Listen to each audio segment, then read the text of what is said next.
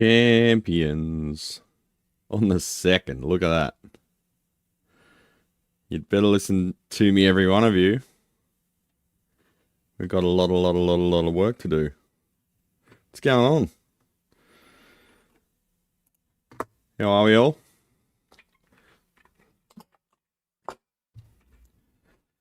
Clean close-up shot. Yeah, the close-ups are a lot better since I got the GH5 up there instead of the old Penny Boy. Actually, that reminds me, I've got to sell that. I wonder if anyone wants it. I think it's still a current model.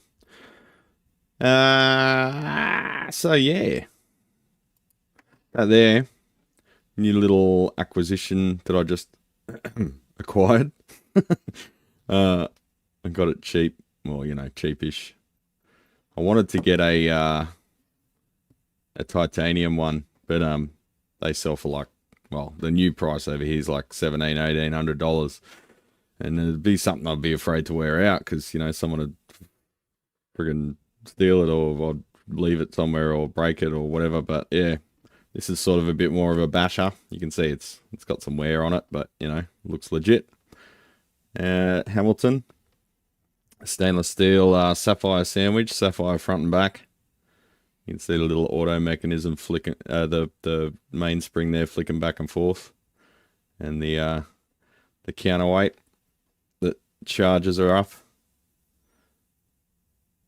Pretty cool little device. I love the clear backs. I reckon they're awesome.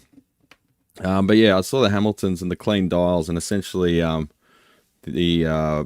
little Seiko that I've got's like an homage to one of these. So now I've got the real deal. And leather strap. Leather strap's a bit tired. I might put some leather treatment on that, see how it comes up. But initially I was a little bit concerned because I'm not a big fan of the massive dials, and this is a 42mm. So I sort of got it also just to see how it feels to have a larger dial. Generally, most of my watches are 39, 38, and this one's a 42. So, because I've got a little girly wrist, but it seems to sit alright. It's not as much of a distraction as I thought it might be. Yeah, I might hang on to that one. Add it to the collection. Anyway, what's going on, everyone? Temperature check. Come on, what's the weather like? You love talking about the weather. You're old men. What more do old men like to talk about than weather? G'day, Robbie. G'day, Daniel. G'day, Get the Lead Out, whatever your actual name is. ESP Junior. Dylan. Lucky Jim. Mark, how you going? Not even a watch guy, but I do like that one. Nice and clean, utilitarian. So it's like I did a little bit of quick 5 seconds research. Hamilton was an American watchmaker, and then they moved their operation to Switzerland so they could have that sort of Swiss watchmaking prestige, you know. And that is made in Switzerland, that one. I always wanted at least one Swiss watch and then probably call it quits. But you know what, like Champions, it's a bit like collecting synth modules. Oh yeah, this will be the last one. Yeah, right. My name's actually Kyle. G'day, Kyle. So whenever someone accidentally calls Lyle Kyle for some reason, you can pipe up and say, yes, you called. Just sorting out my test gear and stuff, Champions. It was a bit of a frenzy yesterday.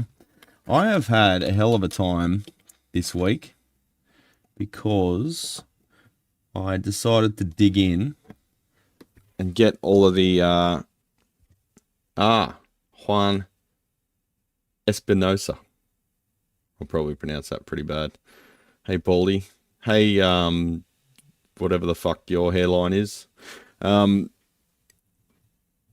was I saying? Oh, yeah, so all the jobs that were not fully resolved, I decided to dig in and just get them all done, right? I knew it was going to be a time killer.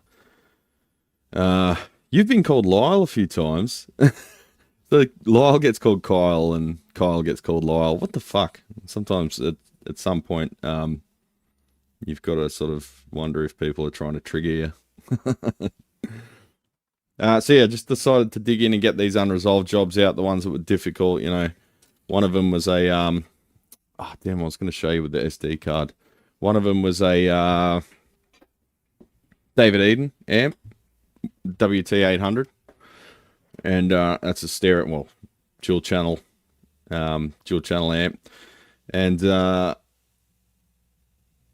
Dad restored one of the modules which had literally gone on fire in several places. So he fully rebuilt the module. I think all the PCB traces were okay, surprisingly, because it looked really really bad there when it came in. I'm thinking, oh no, what are we going to do? We're going to have to run wires and all sorts of shit.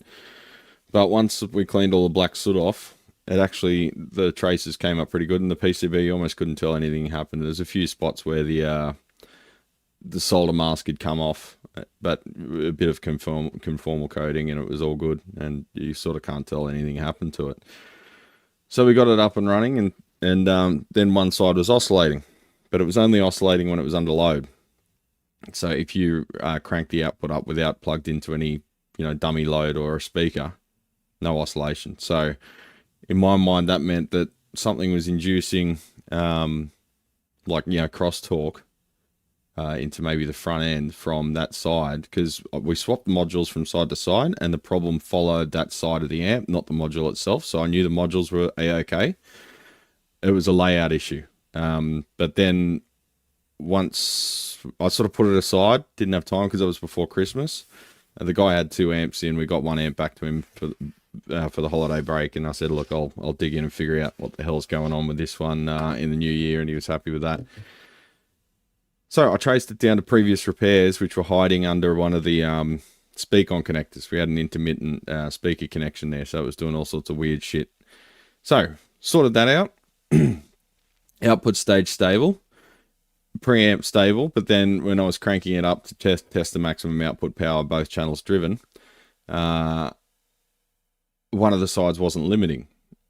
So one side was limiting just before clipping, and the other side was just going straight in hard clipping at, you know, 600 watts RMS. And figured out that there was a failed trim pot in the limiter circuit. I wonder if I've got a schematic for that. I think I'll put it over there. I'll just show you. It's a hard copy. I can't find the file. Well, couldn't be bothered finding the file more accurately.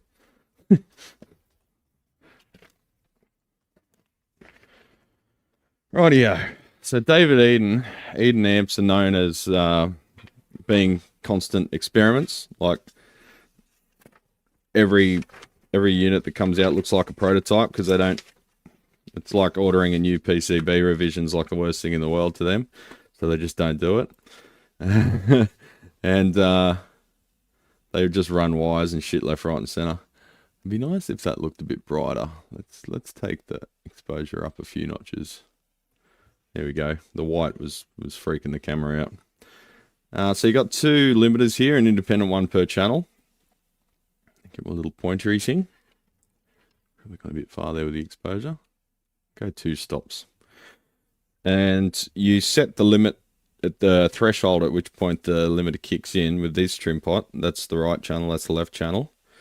And then down here you've got another trim pot. Now there's a limiter indicator on the front panel, one for each channel. You see here the only thing that's copping is the output, which is shared and then goes to the power amp board. The limiter is the last thing it sees. And it's switching that transistor on and off, and that is switching this LED on and off, and it's got a couple of caps there, so you're not showing individual pulses, it's showing like on or off. And you set the LED threshold with that. You set the actual limiter threshold with this trim pot, and you set the point at which the LED turns on with that one. So ideally you like to have the limiter LED indicator come on a little bit before it actually starts limiting, so the player's like, oh shit, I might not crank it so hard. But this one here, one side of the wafer was open, and when I applied pressure, it went back to limiting. I'm like, okay, well, that's a bad trim pot. So I put a new trim pot in there with much difficulty without removing the board. And the limiter came back to life. So then I adjusted them both so they're both limited at the same level. Down here, there's a balance. So when you're running it dual channel mode, you're just adjusting the balance between the two output modules. And that, of course, changes the limiter as well. So I set that first, then set the limiter, then set the limiter threshold, and then she was good to go. But god damn, you fix one problem, that shows the next problem. You fix that problem, the next problem shows itself. And it's incredibly difficult to accurately quote an amplifier when there's literally something stopping it from even functioning, because you don't know all the underlying problems until you've sorted out the first problem. Good fun, eh? So the next one was an Acetone GH600. Now, Acetone was the company that Roland was before it was Roland. So this was from the 70s, this amp. Solid state thing. Sounds really good, but it's another one that Dad did a recap on. And then it was working beautifully. The customer couldn't come and pick it up until like last week. So every couple of days, like every week or so, I'd pull it out, just fire it up and check that everything was good, leave it running for a bit, and yep, everything's sweet. Reverb works, tremolo works, everything sounds good, quiet. No crackling on the pots. Sometimes you clean the pots and then they're good for a while and then they end up going noisy again. Just like having done nothing. Just the lubricant, the solvents in the lubricant drying out a bit makes it crackle again. But no, everything was cool, and I did that like 3 times, no problems, and then the customer turns up, we crank it up, and no reverb. Fuck's sake. So I pull it out, and I'm like, man, I'm going to have to diagnose this. I'm very sorry, but you're going to have to come back once I've sorted that out. Trust me, I wouldn't have told you it was ready unless I was confident that it was ready. And he was understanding again, but, all it takes is someone with a short temper, and even though we've put in our, due diligence and best possible effort with the information at hand, results weren't there. So, if someone was in a bad mood, they could get the shits at me and then I'd get the shits at them. And but luckily this guy was good. And traced it down to the 2 driver transistors in the reverb drive circuit. It's got 2 small, well, not small signal, but they're like 1 watt bipolar transistors in a push-pull arrangement for the drive coil, high impedance drive coil. One of them had failed. I don't know which one because I just ordered both. Luckily, I could get that same transistor because it was a bit of a weird spec. From Wes Components, they've got a lot of new old stock transistors and solid state stuff in general. So they had the exact transistor in stock. Otherwise, I would have had to adapt another one and make the legs different because it had the Asian TO92 footprint where the base is like on one of the outer legs. So yeah, I fired that up and tested the reverb circuit. Yep, it's working. I plugged it in. Massive hum. Okay, what the fuck? So after, again, no schematic on this one either. So after tracing it and figuring it out, scratching my head, I'm like, man, this noise is everywhere in the whole circuit.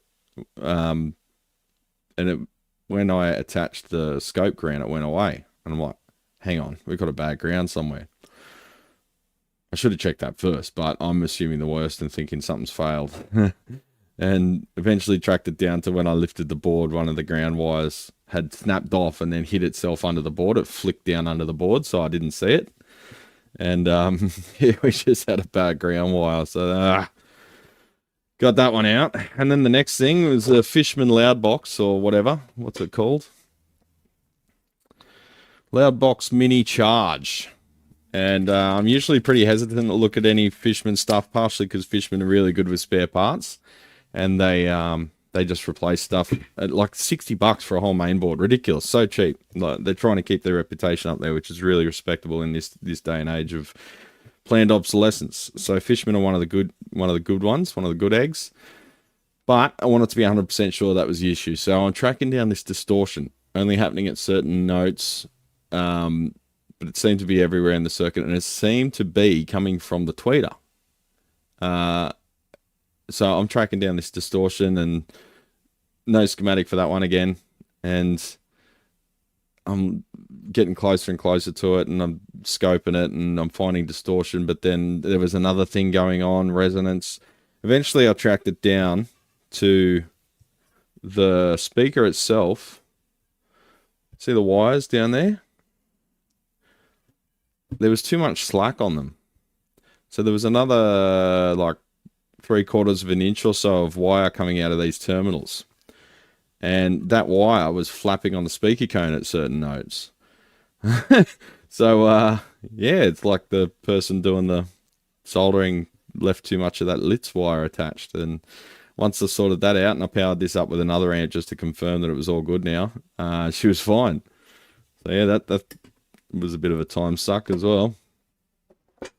It's the first time I've ever seen that problem, you know, all the years in the industry, and you still get new ones every week. Pretty painful. Anyway. I had a WT800 back in the day before they sold to Washburn with the 410 XLT cabinet. It was quite a rig, almost too much ultra low frequency content, chuff, but great EQ. Yeah, well, just put a high pass on it if you want to pull that in a bit. Smash the like button. That's right. Thank you, Mark. Thank you for reminding everyone how to live life.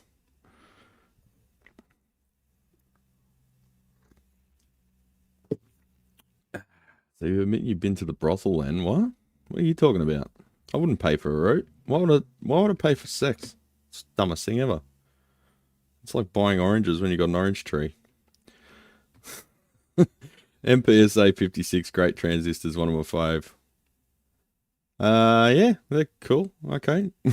Built some nice distortion pedals with those bad boys. Righto. Yeah, they're in a lot of stuff. Hello, cheese lovers everywhere. Bloody oath, Colby Jack. I like how Fishman mainstreamed stacked PCB coils. Yeah, that was pretty amazing when they did that. It was a mum joke. What? Mum at the brothel? What? The Brad is back in town, yeah. I've been in town since, I don't know, this time last month. First speaker wire distortion for me as well, yeah. Pretty crazy. Yeah, it's like an orange tree, Dylan. You only harvest once a year. So another thing I had to do, I've got another time suck over here. I need to get these fucking time wasting jobs out of the way, man. I need to get some shit out the door. Funds are looking not great. Good old cash flow. AD50 CP. They really should stop calling their amp CP in this day and age. It's got, well, reported intermittent signal cut out. I had that up and running, putting out 10 watts for like 6 hours yesterday. No issues at all. Tapping around, moving stuff around. There was a slight flutter in the signal when I moved one of the connectors, but I gave it a bit of a clean and it was good. So it could have been that, but I'm just testing. Everything was good and stable. So I had all the meters on it. And, yeah, none of them budged, even by a few millivolts. So everything was rock solid with that. So I might tell the customer, look, we'll just give it a service and I'll put it back together and see how you go. But I couldn't pin down any catastrophic faults or anything. I'll do a couple of upgrades to it too, like screen grid resistors, just to give the output valves a fighting chance. But importantly on that one, there's a big circuit board that covers the valve sockets, so you don't have access to the valve sockets, right? You can't get in there with your meter and all the wires just disappear from that corner. It's hidden right under the circuit board, and all the wires for the output transformer piss off to a grommet, so there's no terminal strip or PCB point for you to take your measurements from for the bias. So I thought, all right, I was going to pull out my old Euro tubes bias probes, but they're pretty tired. They're like 10, 15 years old, and the wires are getting frayed, and I'm not a big fan of them to start with. So I thought, all right, it's time to bite the bullet and make a couple of bias probes out of stuff that you can just get off the shelf, champions. So if you want to make your own bias probes, they're actually pretty easy to make and pretty cost effective. And here's some that I prepared earlier. So these are octal, obviously. what we've got here is we've got the Belton sockets that have the long legs, like you find in the Hot Rod Deluxe. They're elevated off the board by a good inch or so.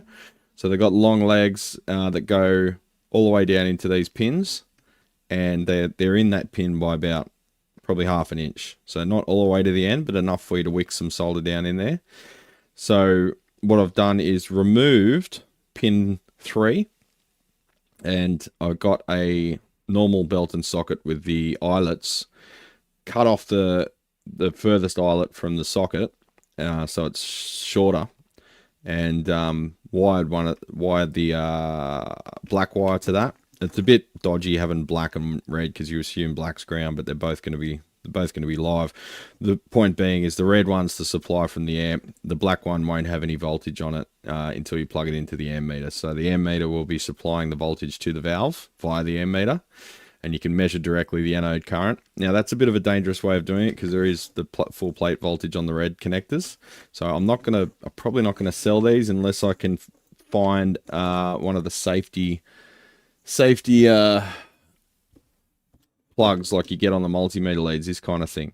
But I've never seen these, at least not worth like $60 each, that you can actually connect a cable to. So it could be a matter of buying cheap leads and just cutting the lead off and just using them. But yeah, that's probably going to be more cost effective compared to getting specific Pomona connectors or whatever.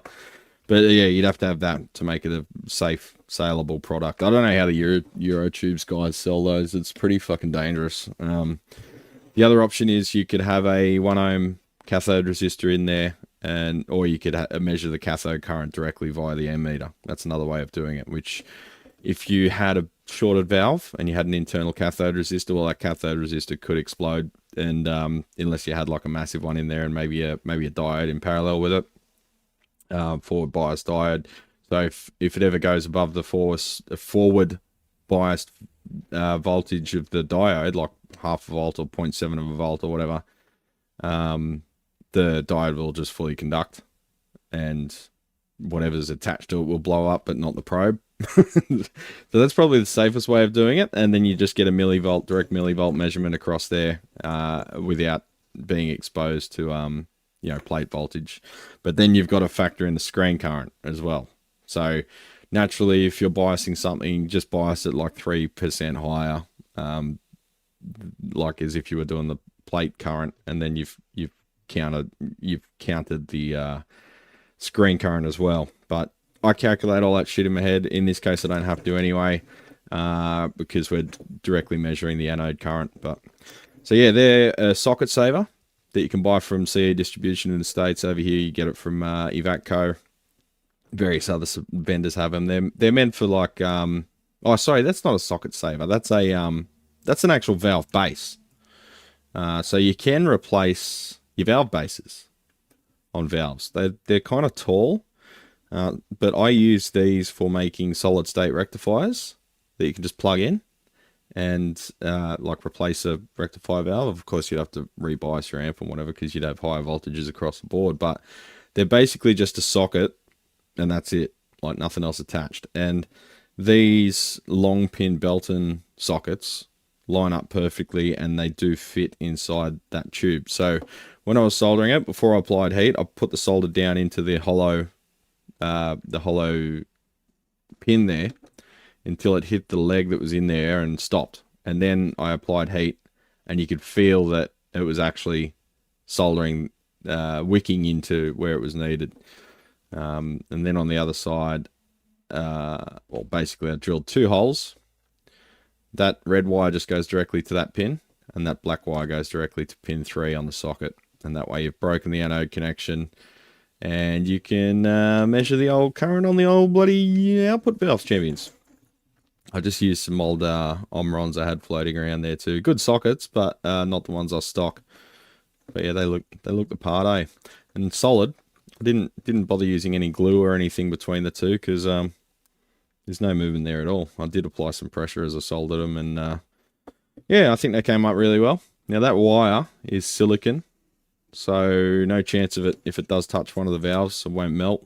Because when you've got all of these in the back of an amp, sometimes your meter will shift and the wire will fling back around and touch one of the valves. But you could wrap that around your soldering iron all day and it won't melt. So, and it's rated at 1000 volts, I think, that stuff. And it's meant for test gear. Yeah, some skookum little bias probes that you could build yourself. I'll do a video on that, I guess. Yeah. So that's, I generally don't use them for measuring bias at all. I just use the output transformer DC resistance method because you don't have to attach it. It's just a lot less fucking around. You got to do a bit of head math. We call it maths over here. Americans call it math, like it's a commodity. We call it like it's individual things, but yeah, it's weird English language. But yeah, I generally only use them when you don't have access to,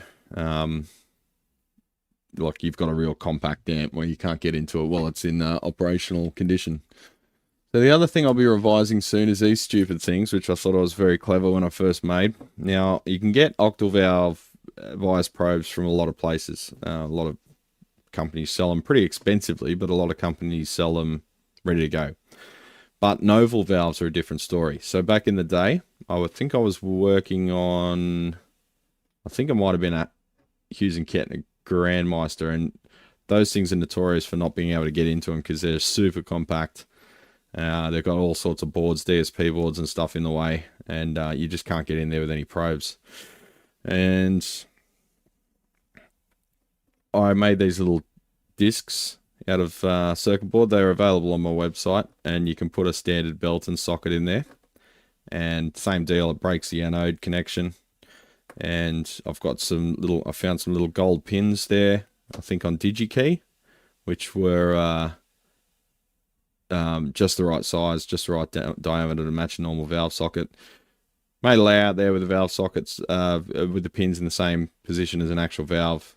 And then you've got a standard socket at the top. But what I will be doing is revising this using a smaller Ruby socket and making the PCB even smaller. Excuse me, hiccup. So we don't have this like little flange coming out there, because sometimes you got to fit it through a chassis hole. Yes, I did say chassis. And this one's a bit too tight. So I might use a smaller socket, the Ruby style sockets, and we'll be able to get that diameter down because it doesn't have the flange. It's basically the same size from this ridge here. It doesn't have that. It doesn't have that little ridge, that little rib there. So basically the whole circuit board will be the size of the socket, very much more compact, and it'll be a bit easier to put the heat shrink over it, and happy days. That one will probably sell pretty well because I don't think there's many other options when it comes to Novel bias probes. So there you go, champions. Okay, maths, physics, why don't we call it chemistries?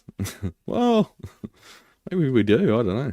Nice to have the flange there too, so you can remove the things easily. Yeah, I was going to cut it off, then I'm like, no, that's a good handle to really get into it, and I haven't had any amps where it clashes with anything, so I'm sure there'll be some amps out there where the valves are so close together, and it depends on the orientation. Some of them where they might bash into each other, but, you know, can't have it all, eh? I have a friend that thinks math is transparent. He even calls it crystal math. Math is transparent? I suppose if you're really good at it. First speaker wire distortion for me as well.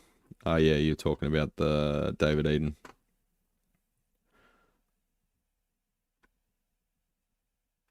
Like the smash button. Smash the like button. Hit the smash like. Morning, Dad. How you going? Thank you for using Velcro instead of a zip tie. Well, I'm not going to use a zip tie because I need to undo it all the time. Gringo Pig, how you going, mate? Admiral Quality. Hello, everyone that's coming in. I know it's a bit of a weird time for Australians, but it's Friday afternoon over there, so I hope you're all got a whiskey in your hands or a beer or a coffee. You know, I'm not going to promote alcoholism.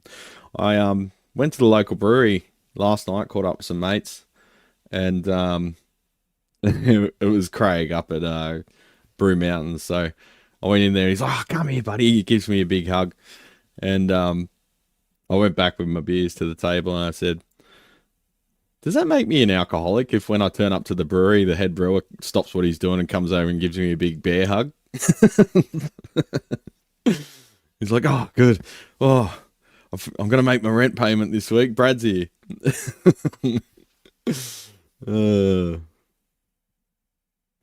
Genuine Pomona sheathed plugs are pretty expensive for what they are. $9 USD each. Yeah, I actually thought they were more than that. $9 is kind of doable. Because that's like $15 or something over here. But I trust them above the generic stuff the Amazonians are peddling. Yeah, I don't buy anything off Amazon. Never used Amazon, never used Temu, never used AliExpress, never used, what's the other one? The dodgy one. Goofing off, it's 3:30 PM in Toronto and in New York, etc. Yeah, well, it sort of goes that way, doesn't it? About to go make a beer run. Nice. What are you getting? Get the lead out? Getting something real heavy? Last night, I only had 2 beers at the brewery, so I grabbed a bottle on the way back. And I got a Trappist Belgian beer. Roquefort, I think it's called. And it was 11.5%. And that was a good bookend to the day. Morning, Mum. How you going?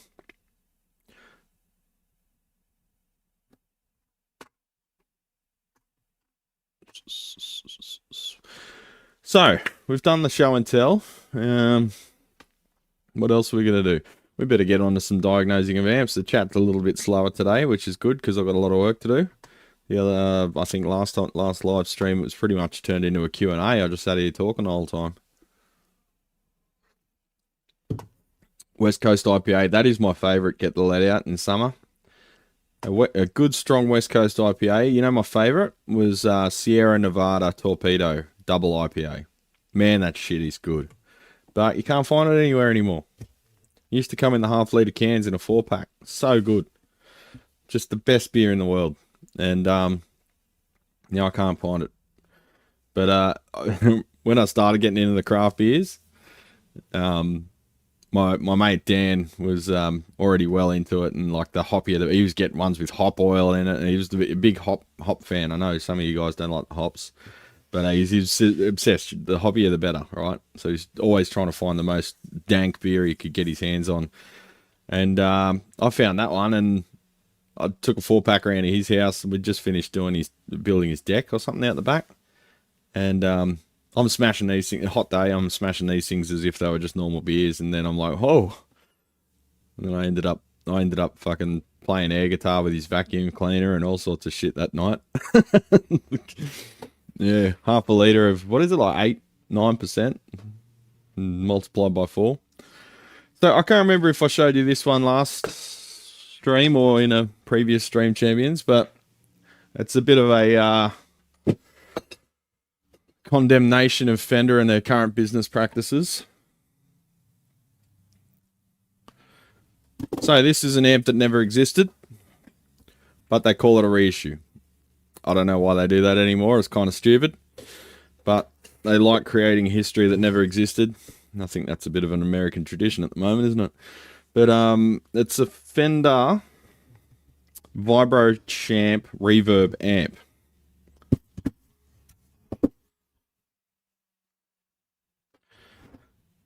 Oh, I can already smell burnt electronics. So single-ended valve, 2 valves, so like a Vibro Champ, but it's also got reverb. So how do you get reverb? You say there's no transformer there, small cabinet. Well, they do it digitally. So they've got a couple of add-on boards here. You can see down there they've got the that Spin. Yeah, Spin FV1 reverb. So already you know what that's going to sound like. Not great, but passable. And down here, I believe that might be the trem circuit. Who knows? I think I might have a schematic of this one somewhere. I've got to dig it out. But basically the problem with it was right here. Just flamed up. So when was this thing built? 2021. I believe that's the date, 21. And well, that's the back panel there. 68 custom Vibro Champ reverb. So that's the official model number. So valve failure leading to a heater to high tension short, so it does happen. And the two resistors are not suitable. They are not fusible, and they are carbon film, and they caught fire pretty heavily and damaged the board underneath, and also destroyed the transformer in the process. So I'm not sure what happened first, but point being, the primary's open. Now this transformer is potted in epoxy, so rewinding's not an option, or at least not with anyone sane, because all your laminations there, everything's all two-part epoxy. It's really hard. It feels super crispy. And it doesn't smell like anything. Now this has got an internal thermal fuse, so this hasn't burnt, but the thermal fuse is open, so this transformer got very hot. What I think happened is we've had a heater to high tension short. These have burned open and then stayed that way.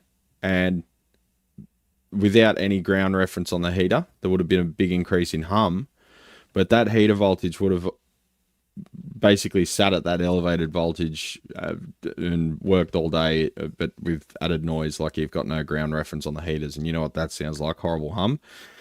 But this this artist used it anyway. I reckon that's what happened. I've got to talk to him about it, but I reckon he's used it, continued to use it with the heater short. Well, the heater open, sorry. The heater to ground reference open. And it's probably operated fine like that for a while.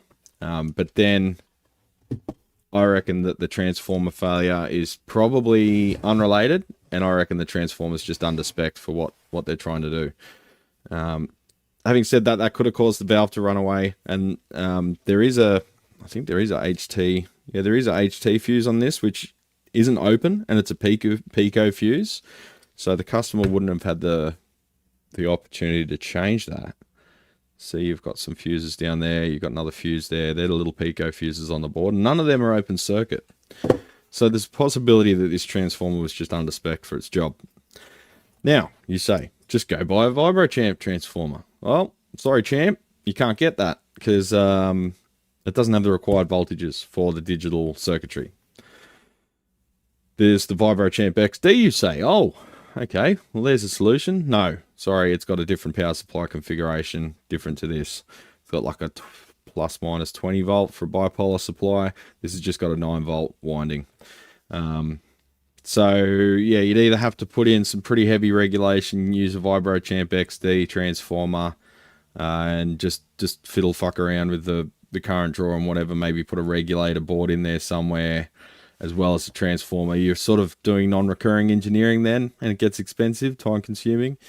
Or you could just throw in a like a 9 volt Meanwell supply module, a little black brick in there somewhere, scooch it along over here where there's a bit of a gap, maybe silicon it to the chassis, or drill a hole and screw a bracket on there or something. But yeah, it's pretty lame. And I got in touch with Fender, and they said, no, sorry, we don't supply any parts for any of our products. If it's under warranty, we'll give you a new amp. If it's not under warranty, just throw it in the bin and buy a new amp. That amp's a $2,000 and something amp, man, and it's 2021 build. So who knows how long it was in stock for? I think he said he bought it like a year ago, second hand. But it was manufactured in 2021, probably purchased in 2022. So you get through. What's that work out to? Well, let's look at the price. 68 Vibro Champ, custom Vibro Champ, reverb, reissue Champ, everything. All right, so a new amp, $1,600. So say it lasted 3 years. 365 times 3, so that's 1,095. So 1,600 divided by 1,095, and you're paying about $1.50 a day to rent this amp, because you don't own it. You're just renting it from Fender until it blows up. So $1.50 a day doesn't sound like much, but yeah, that amp is sucking your money out of your wallet, $1.50 every day until it blows up, and then you have to go buy a new one. At least that's what Fender told us anyway. Go and buy a new amp. Well, I suggest he does too, but not a fucking Fender. Anyway. Yeah. At least he's got a good little cabinet there, and he's upgraded the speaker to a WGS. So I said one option is we'll just get a Vibro Champ chassis. You could use that one, but then you got extra holes and shit. We could just get a Vibro Champ reproduction chassis, and then we can put a proper Vibro Champ in it, and yeah. So he's thinking about that, but there is one more lead through a mutual contact with Fender that they might be able to get me a transformer. So I'm waiting on that. If that doesn't happen, I'll look down the power supply reworking route. And if that proves too expensive or too time consuming, therefore expensive, we'll just I'll give him a price for just a new build that'll last forever. Pretty sad though. Fender's a shadow of their former self. Go buy an old amp. You know, that's why people are getting like the older, even the silver face amps are going up in value, because people are realizing you get one of them, they're watching my videos and put a bit of money into it and you'll have an amp that'll last you 30 years. Because these companies don't want you to own anything anymore. They just want to suck. They want everything to be. They want life to be a subscription model. You've got to keep paying them money, keep propping up their bottom line. I think you should buy something. You should fucking own it outright. No one should be able to tell you what to do with it. You own it. You can do whatever you want. So frustrating, man. And people keep defending this shit. Right to repair, brother. We should regulate the fuck out of this stuff, and we should make these companies pay for their abuse of their customers. People keep defending these companies. Oh, you're always shitting on this company, that company. It's like, yeah, because they fucking hate you, man. Like, you've got Stockholm syndrome. Admit it. So, speak of the devil. Got a 59 basement here. Same old story. We've got the failed IC caps splooging out their guts. Nothing new there. Can you get a little bit more light here? Sort of a bad angle. But yeah, you can see the crap spewing out of the end of the caps there. So all of them are coming out. The valves look like they've been run a bit hot. So we'll check the bias, but I'll put them in the tester. Probably, yeah, you can see the discoloration there when it's overexposed. Oh, I'll just fix those valves. Hang on. There you go. The labels are white again. But yeah, we'll check them because they look a bit overrun, and I'm suspect that they are because he's got a solid state recto in there, and I don't reckon he's rebiased it to suit that. So they've probably been run at like, yeah, 70 or 80, maybe even 90% in cathode biased, which is no good. But while we're in there, we'll replace, in addition to the shittiest electrolytic capacitors in the world, they've also got the world's shittiest half-watt carbon film resistors, and this applies for pretty much all Fenders. Maybe not the custom series. I think they use different ones because the leads are longer and they need that to make the span on the eyelet boards. Well, they're really PCBs, but yeah. So we'll replace all the plate loads because they either go fully open circuit or they fail all the time. Oh, and here's an indication of how they do their heater balancing. So again, wrong type of resistor and wrong value of resistor, in my opinion. Sorry, the wires are confusing Panny Boy. So down there they've got 47 ohm resistors. So that's sort of borderline with the heater voltage in terms of a half-watt resistor. I'd like to see a little bit more margin there, so I just go up to 100 ohm. 100 ohms adequate. and I use fusible metal film half-watt resistors. You still want them to be half-watt because you want them to go open circuit in quick smart if something goes wrong.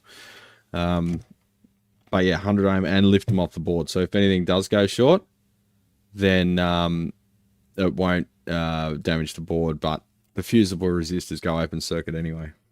May I ask why that's the wrong type of resistor? Yes, because it's not flame proof and it catches fire like we just showed you in the other amp. Were you here five minutes ago, Frank? Not being rude, I'm just asking, did you just join us or? Yeah, metal film rather than carbon, and fusible, more importantly. So metal film will still get hot if it's not a fusible resistor. But there's a few other specs. So you got fusible, that's the safest. Literally, the body of the resistor doesn't look any different. It just goes open circuit because it's designed to. Safety resistor means pretty much similar. I think it's got a higher threshold for going open circuit. But flame proof, that means the resistor itself won't catch fire. It won't generate its own flame. It'll either self-extinguish or it's made from non-combustible materials like ceramics. In this case, they're painted and the paint catches fire. And quite dramatically so. I'll just show you here. Hang on. So a couple of years ago, for a fun little video, I did a video called Resistor Blowjob.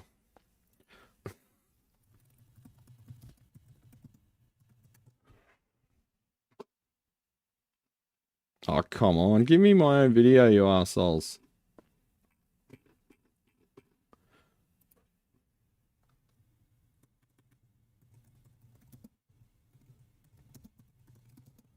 Oh, I probably only put it in the, yeah, I only put it in the,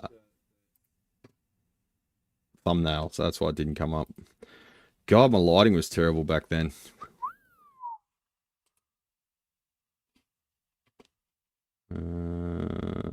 Theater mode. There we go. All right, desk share.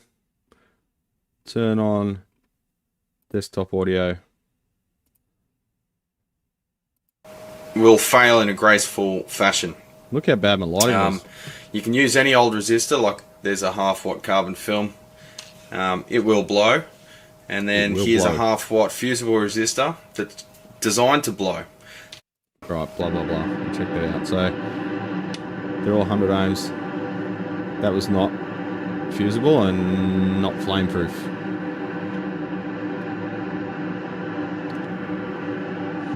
These are the ones I like for high gain amps. They get hot, but then they go open. So they're a safety resistor. Same with this. It kind of doesn't blow because the power supply can't supply enough current. Well, fast forward to the carbon film.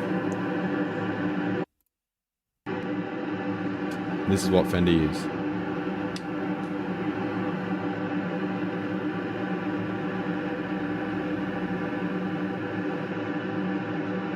There you go. So that's what happens when you use the wrong type of resistor.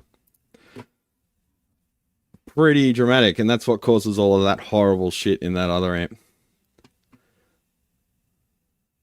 Google search engines can't even find Google these days. You know what else sucks a fucking bag of dicks? Magisterium guitars. Outlook can't seem to search anything anymore either.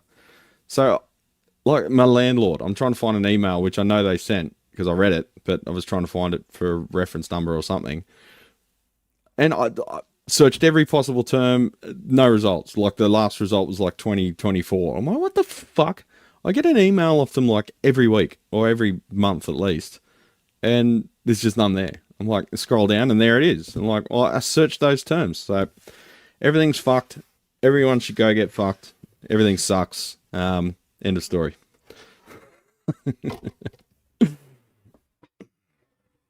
Fucking Outlook. I'm done with fucking Microsoft, man. I don't give a shit if I can't do things that I used to do because I can't use Windows. Well, I'm just not going to do those fucking things anymore.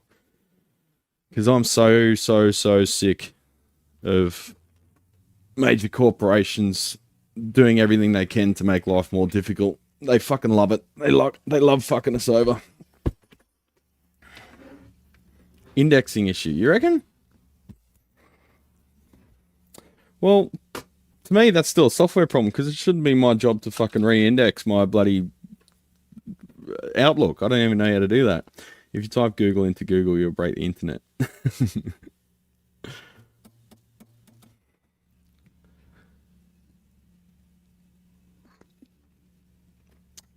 Talking about he said, she said bullshit. Is that a song lyric?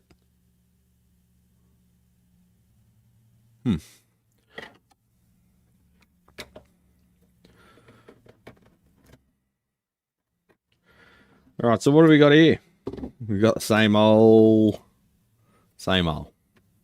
Oop. They cutting a tree down outside. Sounds like a logging crew.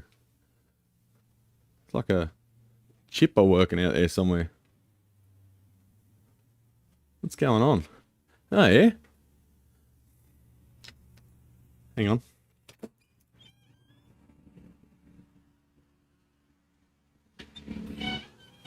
Yeah. At the Lysart factory. Doing some tree trimming.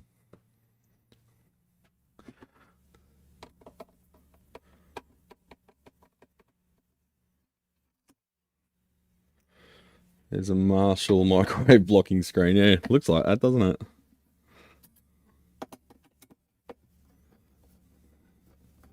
The 5G blocker. Alright, we've got a melted valve. Straight away. Spotted that one. I reckon we got the bias problem, champions. We've got a foot switch jack with the washer on the outside. So someone's played knifey spoony before. You can tell straight away when another tech's been in something, because they do shit work, essentially. So hasn't lost its vacuum, which is amazing given the distortion of the glass. But I reckon we've had one valve failure. Maybe not a conductive board. It could just be a spontaneous valve failure. But look at that. Look at the distortion on that glass. Have a go at it. The vacuum sucked her in. So we've probably got a blown HT fuse on this one, I dare say. Unless he's replaced it.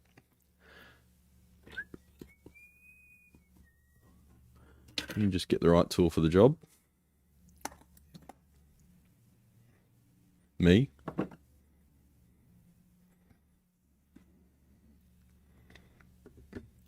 The Beatles classic hit Break Shit.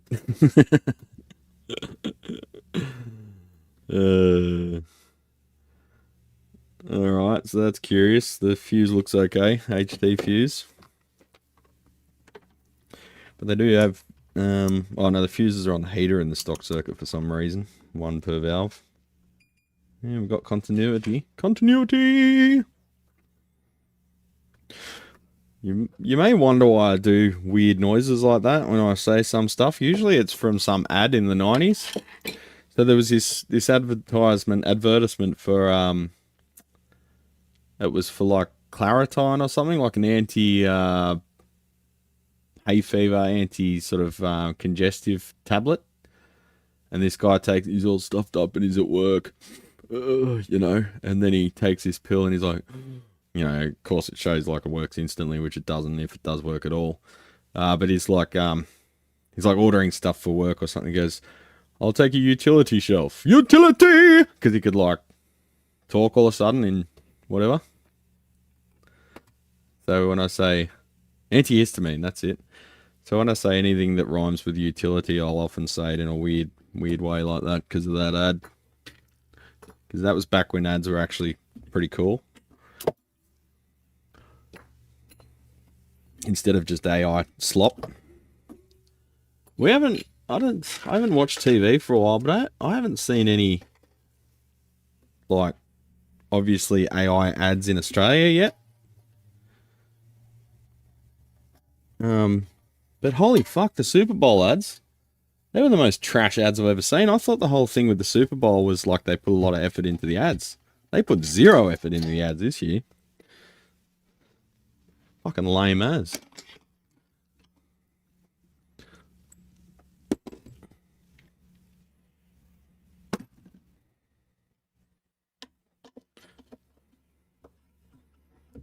It's family day weekend in Canada. I'm drinking cans. Good man.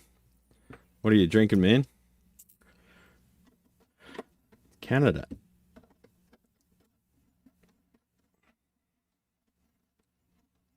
They have that Nah Go Away advert over there. Nah, I don't know that one. Weather is shit though, needs summer. Yeah, you guys have got smashed by cold weather. My Canadian mate in St. John, New Brunswick's been sending me snow photos. St. John. We're supposed to be going over there this year, but I'm going to have to put it off till 2027. We need to save up more.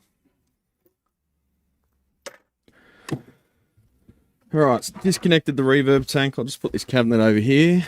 Moosehead. I know Moosehead. It's a lager, isn't it?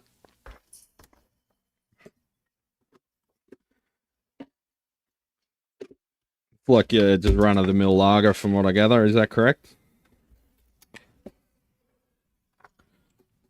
Oh, I should have left the cables in the cab. Mark, have a call on me. Thanks, mate. You know what I found the other day, Mark? I went to my local brewery, the one just around the corner. There's like millions of breweries around here, champion, so bear with me. But they had a little sign up. Said $8 pints on Thursday Arvos. So although they are trying to turn us into alcoholics, I think I'll oblige that.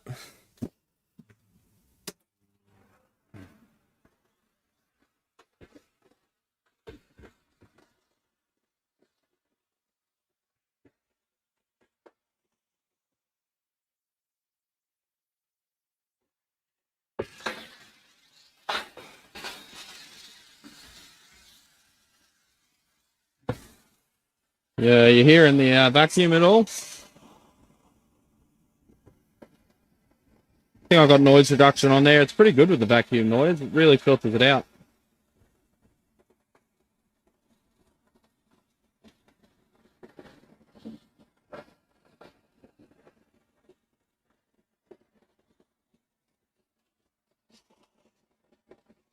Man, filthy amp.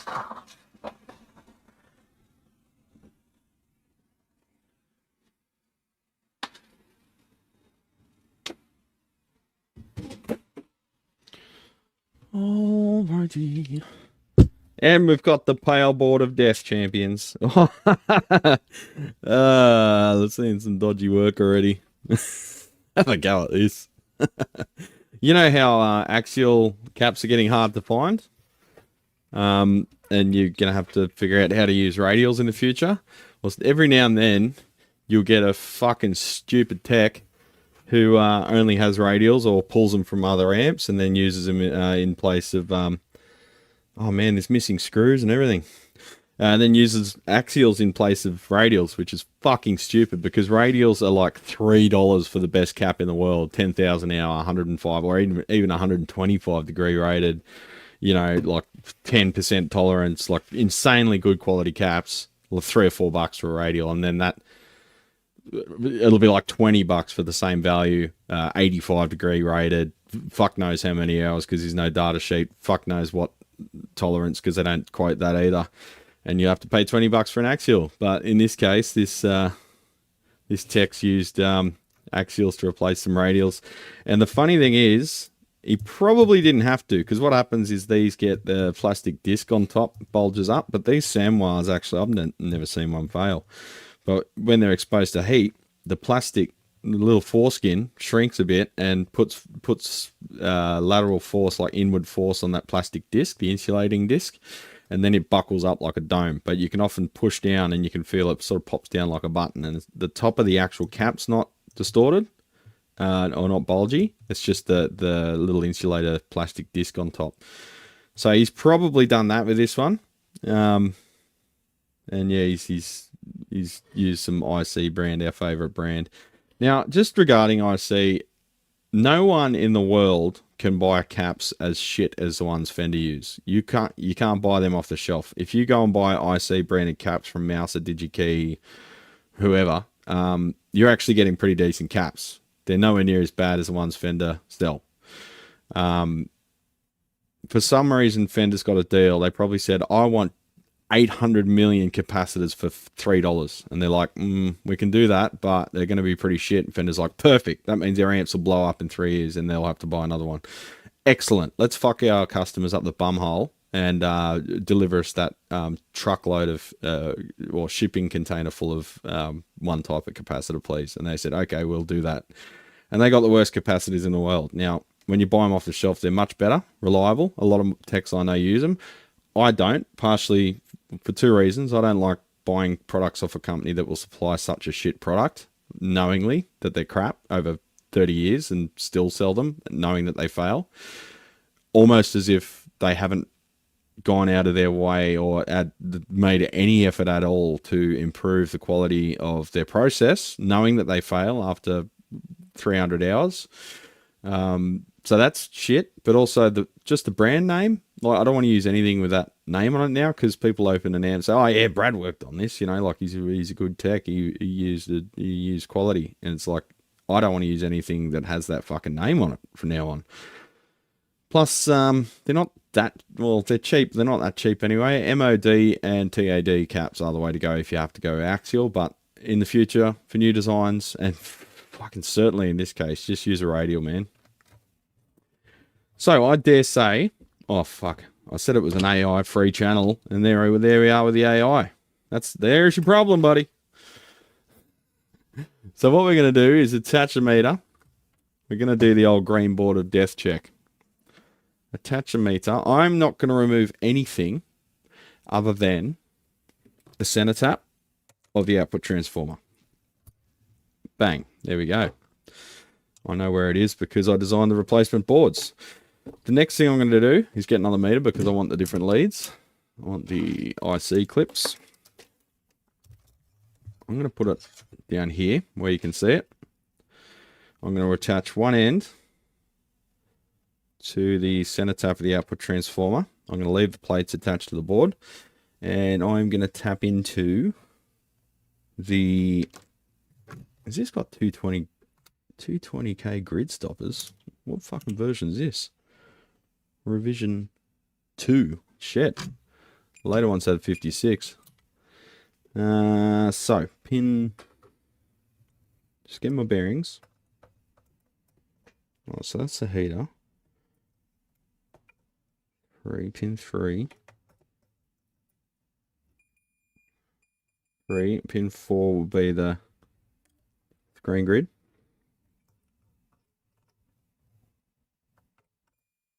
Yep. And pin 5's right there. Yeah, this one's got 220k grid stoppers. Crazy. I didn't realize they had any with 220k grid stoppers. Yeah, one per valve. Yeah, later versions of 56, which is more of a Marshall value. Rightio. So we want to tap onto that side of the grid stopper because that should have continuity with all the other ones, which it most certainly does. On that side. On this side,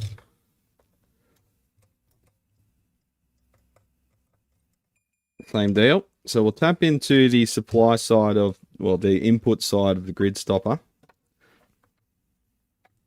And then we're going to get the heat gun. I'm going to turn it to 200 degrees, which is sort of not hot-ish, but we're going to put this onto resistance mode. At the moment, open circuit as we'd expect. I'm going to remove the tip from this so it's not so localized.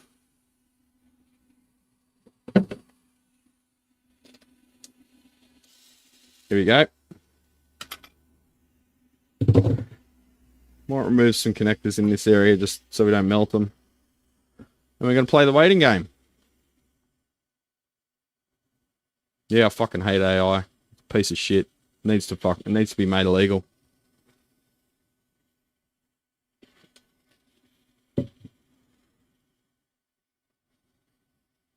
Never underprice your work. Oh, don't worry, I don't. Just had my amp repaired by a local tech that had multiple issues after a month going back and forth for great communication. Pick sent, he sent a bill for $100. What? No chance I'm giving him 300. Yeah, so you should. Good man. Yes. Okay, so Kaboom 22 is talking about his tech. Never underprice your work. Yeah. What annoys me is these guys are like, they see it as a virtue that they don't charge enough to be sustainable. It's like, dude, you are making sure that you're not going to exist in a couple of years as a tech. You won't be operating, helping people. So, yeah, you're helping people for 5 minutes, but it's a difference. But there we go. The difference between going to a brothel and going, like, getting a wife or getting a partner, you know. Yeah, you can charge fuck all for 5 minutes, but you won't be there next year. You got to make yourself sustainable so you can continue to service these people for a long time. And to do that, you got to charge realistically. So let's touch that.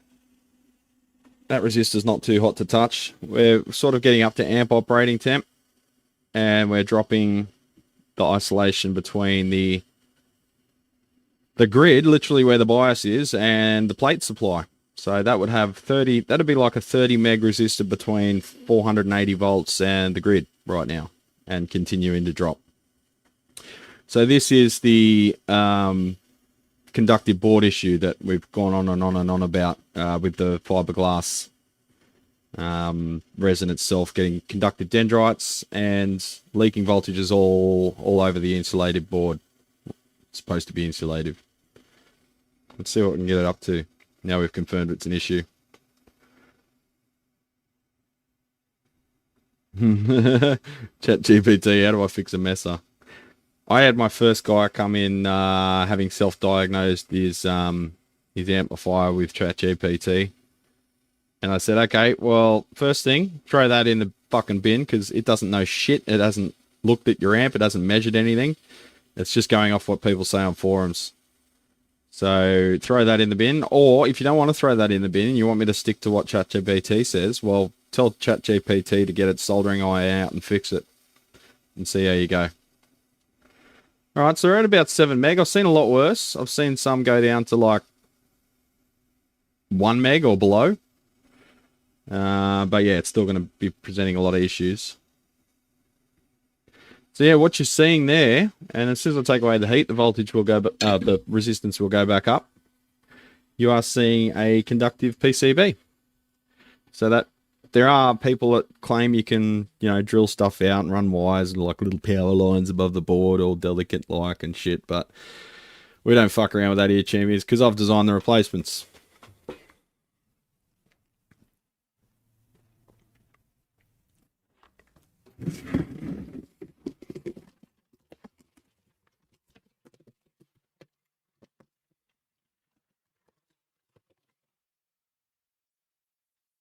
The 3-channel.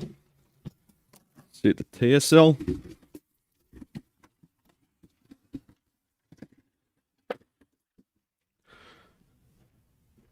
Oh, that's a 50 watt.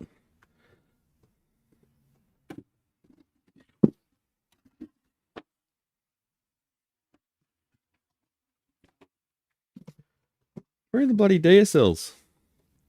I put them in the wrong box, did I?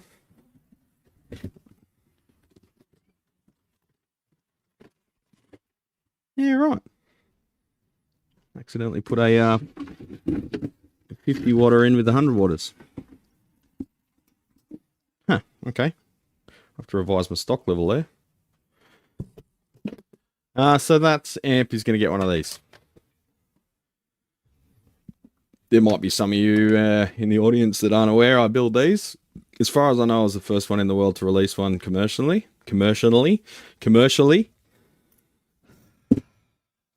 It's early, champions. It's early. But yeah, there's a few guys making them now, and they look decent. There's Baker's amp. I'm not a fan of him because he started trash talking my boards without having ever seen one, and he just said that I'm not professional with no evidence. So he's a bit of a cunt. There's another guy in Sydney who was building one, but as far as I know, they never made it to production.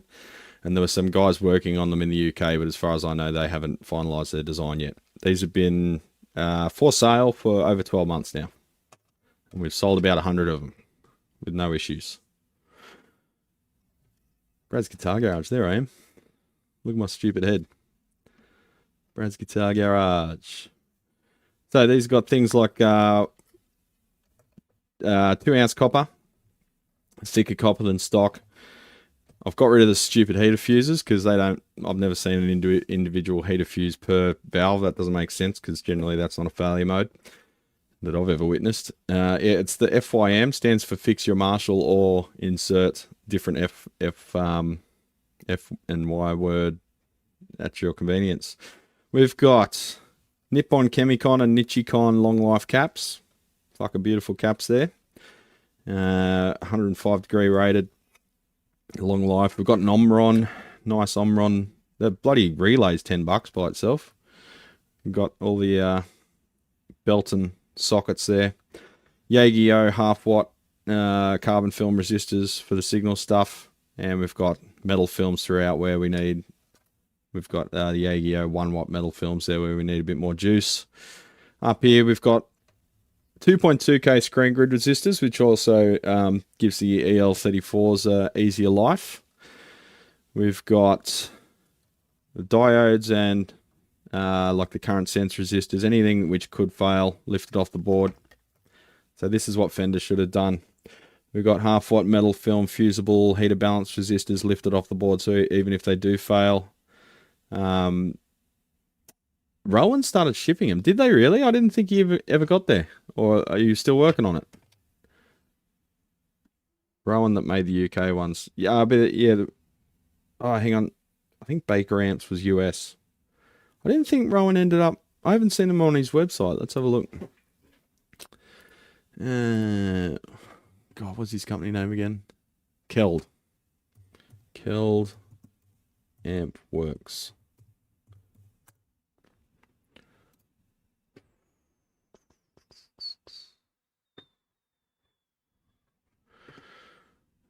Products.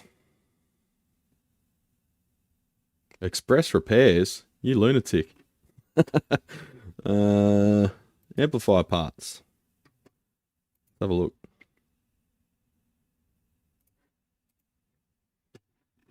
Rod Deluxe, Behringer, Bias, Blackstar, Fender. He's got some good stuff. Oh, he sells transformers.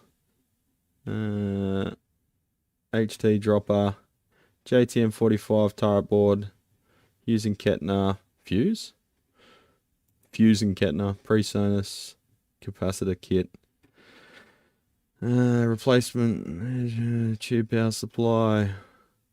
Man, he's got to sort out his formatting. This is like probably alright for a mobile phone though. No, he doesn't have them for sale. Are you getting confused with someone else there, Six? This is his website, RSD Sound, quality products from Keld Amp Works. Because yeah, I started like a discussion group with him and like Ollie in the Scotch land, and we were going to work on the project together, but I ended up just digging in and getting it done. Too much other shit to worry about to Rowan helped design it, but it's sold through sold through someone else. Sony he sent me the link. It had DSL 2000 with his issue. Customer shit the bed when I told him the price. I bet those boards would look awesome in either white or purple. Well, I think the Baker amps are purple. Once took a dog to the vet to be procrastinated.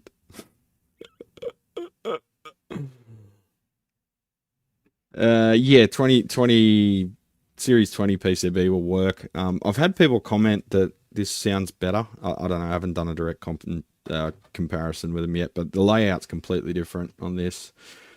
I've essentially created a big fat trace across here. See that? For the heaters. And it's got the mirror trace on the other side. That's the two heater lines in AC. Then it goes up to the DC heater circuit up here. So all the heater stuff's as far away as possible from all the signal. And likewise down here I've got the ground plane on the other side. In the stock one I think the ground plane went down the middle, which complicated the layout quite a bit. But yeah, we haven't had any issues with them. People have commented that they sound a lot better too. Could just be the higher quality components and the better layout. So this amp, he needs one of them. So I'll flick old mate a quote and go from there. He's pretty happy to get one of those boards put in regardless.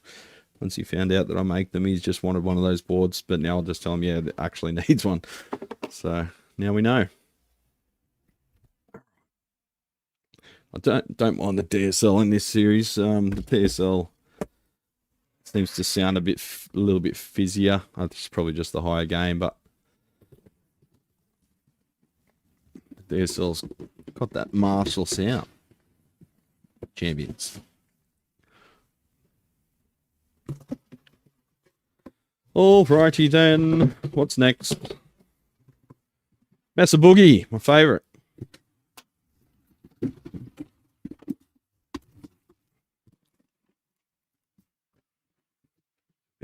Bit of housework, champions. Yeah. Before we get into the Mesa Boogie, let's just do a quick check of the Hot Rod Deluxe. We know what the problem's going to be, champions, but we'll just confirm there's no extra stuff going on. Hui!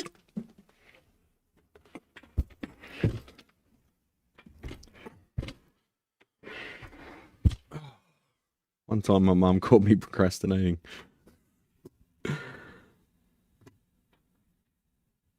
Can a fisherman be considered a pro castanetter? Pro castanetter. I think Magisterium gets a timeout for that. Just joking. I did that by accident to someone once. I think it was Scotty. Clicked the wrong button. Might buy a Mesa. Winters are cold here and portable fireplace would be nifty. Well, yeah, it's going to be short-lived though. The thing with Mesas is they're not very good heaters because they're often biased to about 12%. That's why the Mesa valves have such a good reputation, because they sound like shit forever because they're basically not turned on.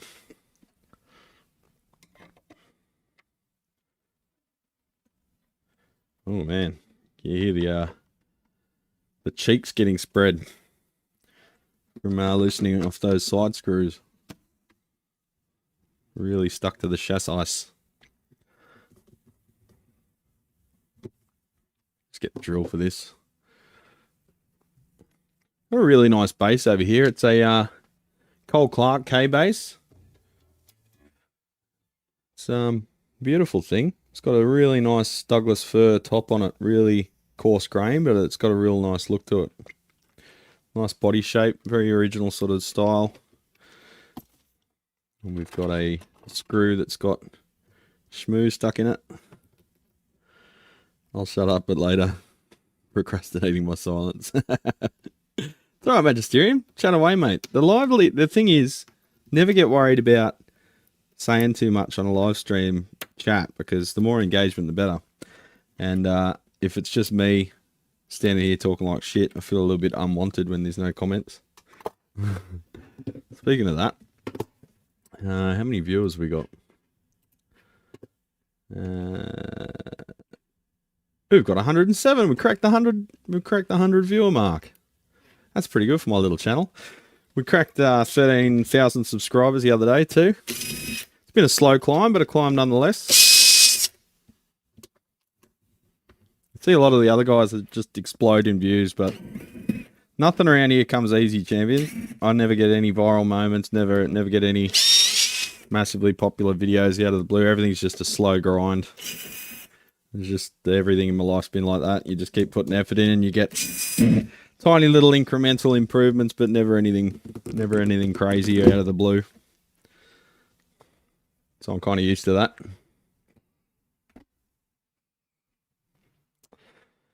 Alrighty then, just inspecting the bottom board. Someone's reflowed the solder connections to the sockets, but haven't got all of them, so the preamp ones have some cracking as well. So it looks like it's probably just the works burger, this one. I'll check the reverb tank and the speaker. Oh yeah, she's spewing out the schmoo again. It should just change this channel's name to the failed IC cap stream. They're in not too bad condition. There's a bit of heat damage around the low voltage supply as usual, but it's not like charred or anything. So we'll do our usual fixes there. Ugh, I hate that sticky shit they put on the foam tape. Just degrades and just turns to sticky crap. Before we get into this Mesa Boogie, let's take some whiskey shots to help quiet the call of the void. The call of the void, I like that. What's up, everybody? How you going, James? James Greenlee, what's happening? The Punchy Man. He's got the same name as the best punchers in the world. I'm talking knockout punches. Oh, God. Why do they call it a knockout punch? I just realised that's a really stupid name for a metal punch, because it still sounds like boxing. Anyway, one day I'll say, I knew you when. Yeah, but the thing is, Mark, that day will be forever, because I'll never be famous. Anyone seen or heard of the latest EVH Hypersonic series combo amps? They're Tone Master version. Oh, fucking hell, really? The 5150 Iconic is such a shit amp. It is so poorly built. It's insane that it even works. They must get so many returns on them. And now they're trying to make it cheaper. Class D. There you go. I mean, every time someone brings out a product, I give them the benefit of the doubt and go, oh yeah, maybe it's really good. You never know. I mean, could have won the lotto. Could be a good amp. And it never is. It just never. It's always worse. Every model that comes out is always worse than the previous one. They're always cheaper. They're always shitter. They last not as long. They sound worse. It's just, and after a while you just get cynical and you're like, well, it's just going to be another pile of shit. And you pretty much never get proven wrong, eh? I think the only situation I can think of, like ever, has been the one of the PRSs was better than the previous one, but it's only because they got a different designer. Hello from the bench from Lewiston, Idaho. Ah, the land of the potato. Is it worth modding a Mesa to be biased correctly? Will they sound better? Yeah, definitely. Yeah, well, they will sound better because you won't have crossover distortion, and if you're using it like massively high gain all the time, massive distortion, you're not going to pick up the crossover distortion that much anyway. But if you like it cranked and clean and trying to get a little bit of overdrive out of the output, yeah, it'll definitely help for sure. Just some of the smaller ones with the tiny power transformers might be engineered to deal with the low bias, so added load on the transformer might not be good for it, but if a product's not designed to be biased correctly, and if you bias correctly it fails, well, just throw the fucking thing in the bin, mate. Or get a proper transformer.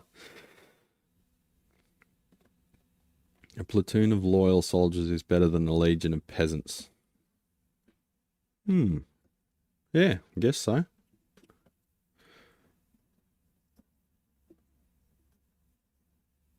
Sorry for joining late. Nice to catch you again. Here you go, Martin. What's going on, fella? That's why I vouch for the valve states. Recap and you're good to go. Yeah, well, not even. So the ancient caps they have often don't fail. They just keep going and going and going and going. I'm waiting for the waters to recede to pick up a VS230 for €150. Yeah, the valve states just keep on keeping on, eh? I reckon they kind of regret that because they wanted an amp that didn't last as long, because they're still out there and people are still using them, whereas that could be another person buying a new amp. That bias pot's on the wrong angle. It's like it wasn't put in properly. So yeah, recap. Axial filter capacitors anyway. We'll change C1. This is what I did everything. We'll change C1 to either a 4.7 or a 2.2 microfarad. That cleans up the bottom end. Same issue with the plate load resistors. These love to fail, particularly on the phase inverter. Replace and lift R97, which is a dropper for the foot switching circuit. Gets hot. Replace the heater balance resistors. Where are they on this one again? I thought they were there. Oh, they're down here. They're on this board. Yeah, so they're same again. Wrong type. And not lifted off the board. We'll replace the screen grid resistors, lift them off the board as well, and up them to 1K instead of 470. Looks like someone soldered something to R12 but removed it again, so that could have been a mod. So yeah, the usual. Check these valves are okay. The speaker might have been a replacement. G1200 AVT. I don't remember seeing one of them in any of these. I might just carefully fire up and see if the reverb works. See if the foot switching's working. I don't usually catch these Saturday lives. Well, I don't usually do them. Well, I do usually, but I haven't been. I've been doing them sort of sporadically this year because we've been so crazy busy. It's a little like a slime all over the control panel. Almost looks like it's a matte finish, but it's just it's weird. It's like someone Scotch Brighted it, but the writing's still there. Strange. On, bang. All right. Channel select is working.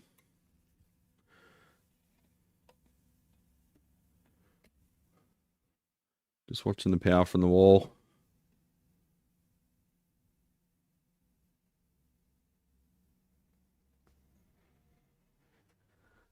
Alright, we've got visual heaters.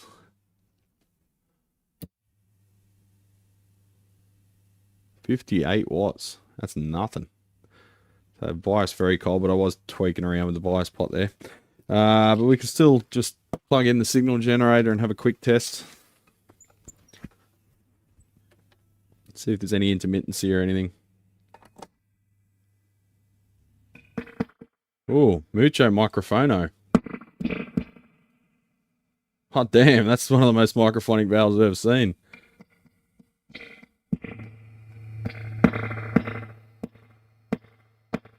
Sounds like a Quentin Tarantino soundtrack. Now you know what it sounds like? The intro of Ungentlemanly Warfare.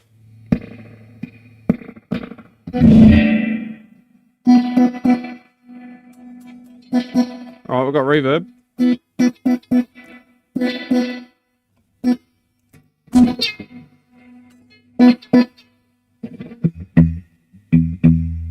So much microphonics.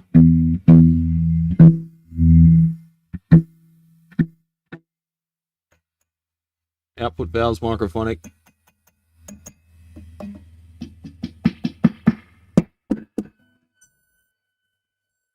That's just V1 feeding back on itself.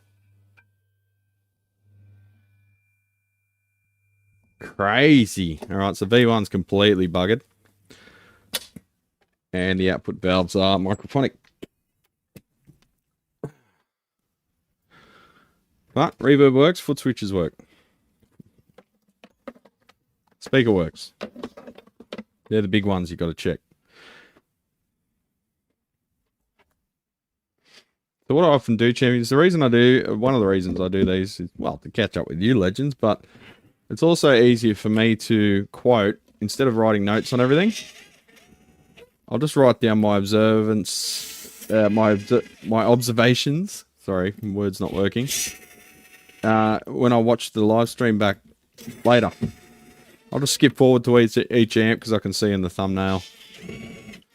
And I'll sit at home and write up a quote in the Arvo or at night after dinner. And just refer to these videos. A bit quicker and easier. Rightio, what else have we got? We've got an orange. Teeny Tiny Terror. Tiny Terror, that was my name in primary school. More like a valve-based microphone than a microphone valve. Microphonic valve. Yeah. It's pretty crazy. Dick Dale has entered the chat. I love Dick Dale.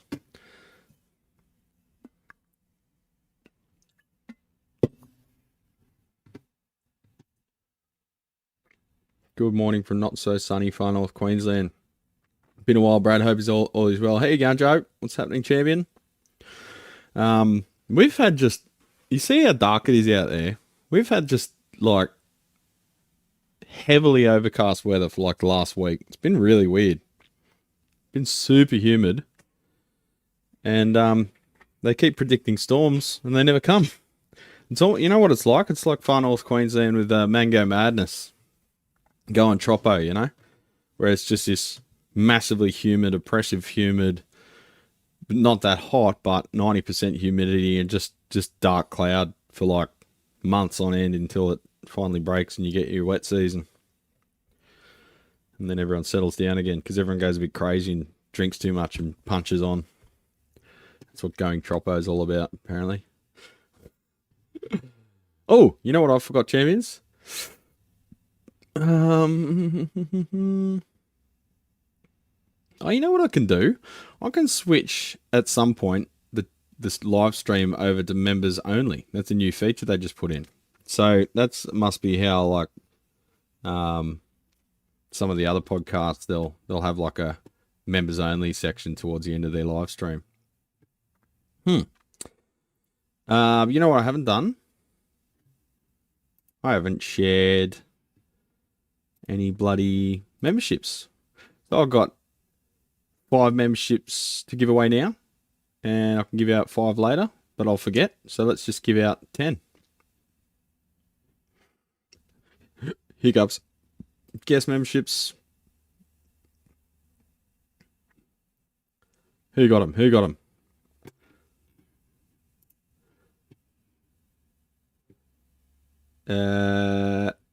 Jamie Tyson, General Ethos, Cameron Fury, Brandon C, SpaceX Nerdy. Okay. There you go. 5 memberships.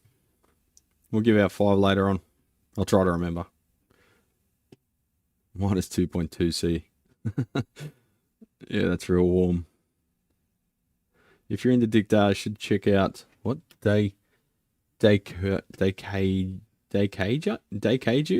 if you haven't already.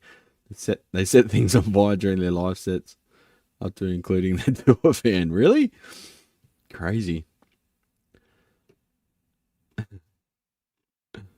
Going Troppo is a thing, that's for sure. Was on the shed roof day before yesterday and was steaming myself like a sauna. Out of nowhere, got pounded by big old fat rain. Yeah, I know the feeling when the raindrops are like the size of a grape. Just like, boom. Played an iconic once and god awful. Yeah, they sound terrible. I prefer my OG PV5150 though I'm in rebuild process after a major redesign. Kaboom22, welcome to the club, brother. You're going to be watching Brad on OnlyFans with a membership. Yeah, show my bunghole for you. Why not? Anything to pay the bills. I don't think I'd do that well on OnlyFans. Like, Six was trying to tell me that people have got a thing for bears, but I don't know that I'd be classified as a bear. I don't think I'm chunky enough. What's the report on this one, champions? Just go to my face cam so I don't dox the customer. Oh, first page. Intermittent volume drop. Desires reliability mods. Only amps, yeah. Just thinking the other day, like, I went to school, like, smartphones didn't really come out until, what, it was like, I don't think I had one until like 2008, right? Before that I had some Sony Ericsson piece of shit, which had internet on it, but it was pretty fucking rudimentary. And I finished school in 2002. So I was actually able to sort of turn into a relatively normal human. I don't know how the fuck kids do it these days. Social media will like destroy their brains. Literally. But imagine being at school and like so many like 20, 30, 40-year-old women have OnlyFans now or whatever. Imagine word gets out that your mum's on OnlyFans. Like, that would fucking destroy some kids. I'm sure there's some that are okay with it, but Jesus. Because, like, as the economy gets worse, people have to turn to that shit to make any money. It's fucking insane. But I don't know how you come back from that socially once all your classmates figure out your mum's on OnlyFans. Jesus. Kids have got it tough, man. Power on. It's in standby. Don't panic. I'll plug a speaker in. How'd that get so twisted up? only valves. 16 ohms. Oh, it's got a rear adjustable. What? It says hum balance, and then there's nothing there. Huh. Did some versions of this have a rear adjustable trim pot? See that? It says HT fuse, and it just says hum balance and nothing's there. And then it just says mains fuse. So did some versions of this have a hole there with a trim pot there maybe? Don't know. Reminds me of that joke. Hey, do you have pics of your mum naked? No? Want to buy some? Or dad. You know, there's probably people's dads on OnlyFans too. Not necessarily just women. Don't see many valve bass amps around anymore. Yeah, there's a reason for that. Is there not enough mojo in a valve design to warrant the price, or a solid state design's just lighter, cheaper, more appropriate? Bloody champion you. Thanks, Jordan. Yeah, well, they're insanely heavy for the amount of power you get. You get like 300 watts max. I know there's edge cases for 400 plus watts, but insanely heavy. Like I'm talking 50 kilograms for an amp, an amp head. And like once you got something that heavy, you've really got to engineer the shit out of it so literally it doesn't destroy itself with its own weight as well. Like the chassis got to be fucking solid, and that adds more weight. Also the heat. So you just got to throw parallel valves at it to get the power. And then of course they generate heat. So then you got to have a fan, more weight, makes noise as well. People aren't a fan of that. Aren't an only fan of that. Expensive to revalve, often because they are run right at their edge to get the most power. When they fail in a pretty big way, and you've got expensive large bottle valves, and they're getting less and less reliable as time goes on because there's such a niche market for them. So they've got KT88s or 6550s, God forbid KT120s or something super expensive. So you're talking 1500 to $2,000 to revalve the fucking thing. And because it's so heavy, your chance of like dropping it or like just rough handling it is going to be more, because you're going to like drop it down. So the mechanical failure of the valves, aside from the electronic failure, is an issue. The transformers have to be fucking huge, so added weight there as well. They do sound cool, but you can do that in other ways these days. You know, you can simulate. You got modelers. You got just a really well designed preamp. You know, you can get that sort of sound. So yeah, they're sort of a bragging tool at the moment, and they're pretty underpowered for what they are, and insanely expensive, heavy, hot, unreliable. And did I mention expensive? So there you go.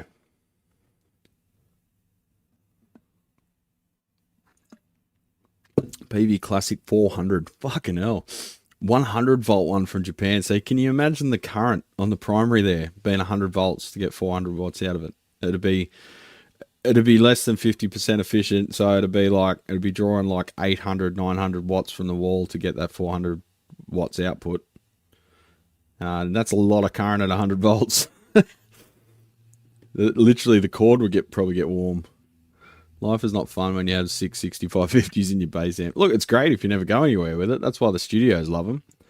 I only use it for bragging. Shane, that is a valid reason. So don't feel ashamed for that. That's worthy.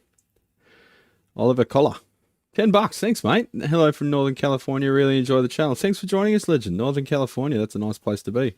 Is that near the Napa region? The wine country? That's northeastern California, isn't it?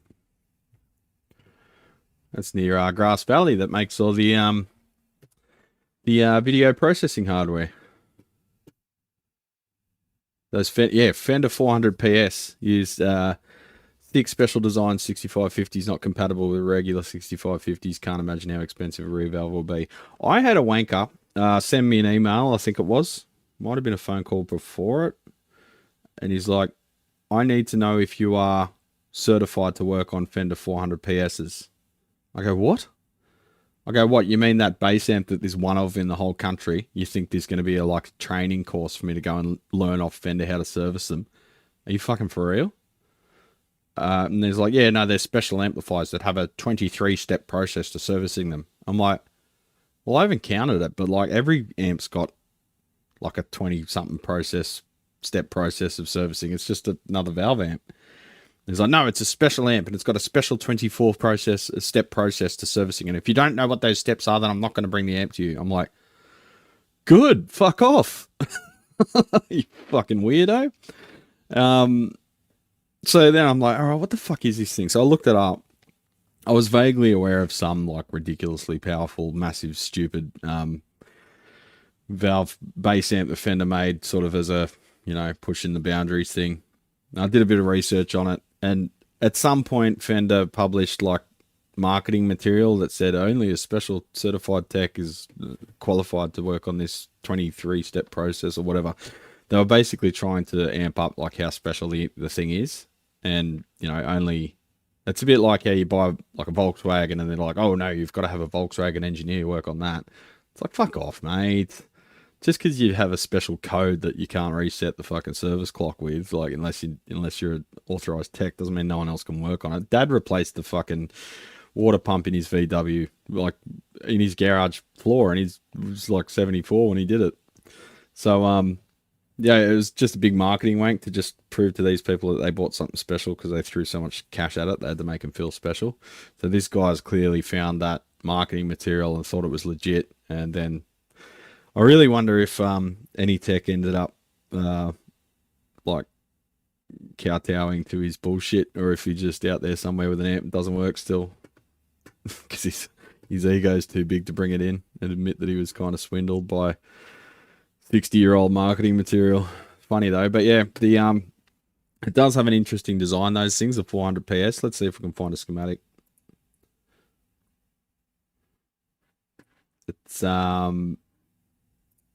It's basically got a power amp in front of a power amp because it needs that kind of drive current to be able to drive the, I think, 8 output valves. So yeah, it's driven by like 6 L6s after the phase inverter, which are driven by like a 12AT7 in like a cathode follower arrangement, a bit like the Super Bassman 300. It's got a phase inverter, but then it's got a cathode follower after each side of the phase inverter to be able to boost the current. And from memory, it was a cathodiene too, which is probably not the worst thing in the world because you've got that cathode follower coming after it, so you've evened up the drive impedance that way. Just bear with me. Bear with me. Speaking of bears. Fender.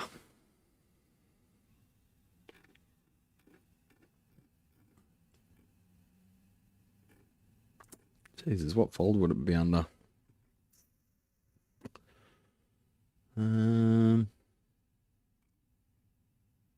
400? 400 PS. 400 PS clear schematic. Okay, well, let's get that one. Oh, setup test procedure. Maybe this is what he read. I did have it. I could have just sent him the email of the PDF. Oh. Real text RTF file. Man, I haven't seen one of them for a while.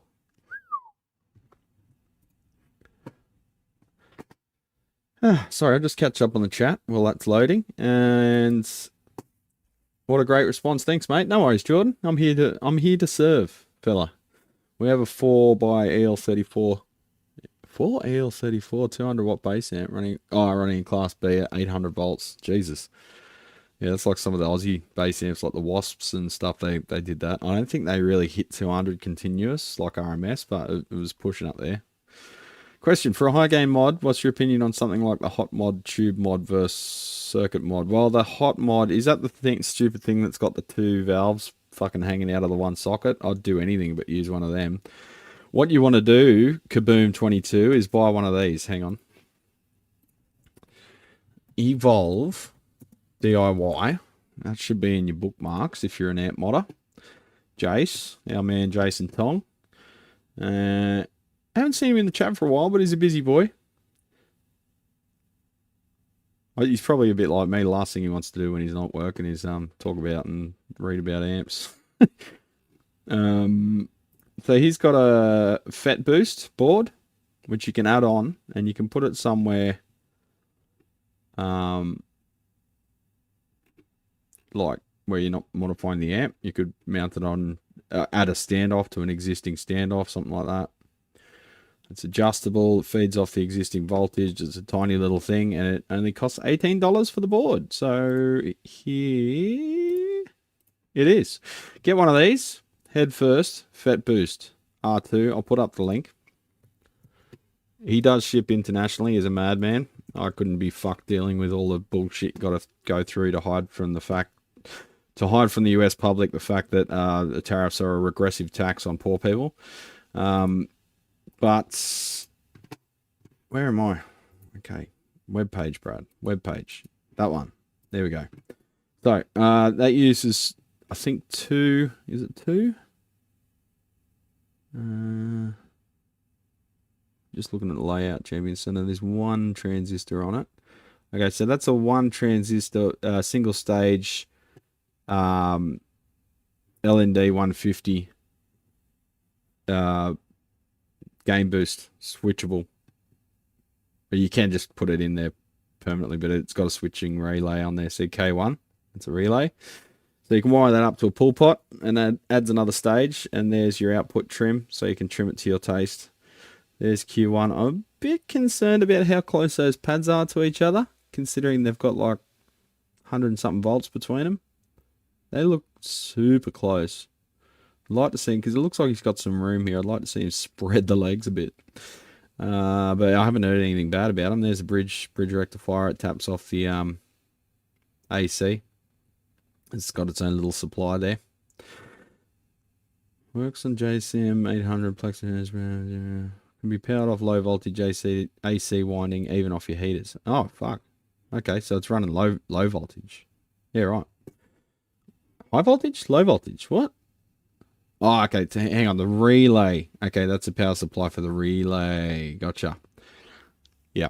So obviously you got to power the coil for the relay, and you're not doing that with HT. So he's doing that with the heater supply, and then you've got your HT feed, probably on VCC there, I'd assume.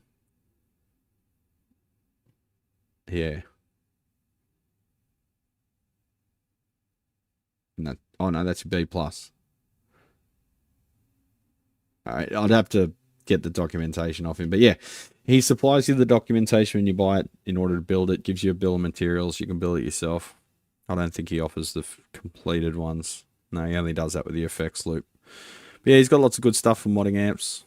Get on his site. Did I copy that yet? Copy. Paste. Go. All right, where were we?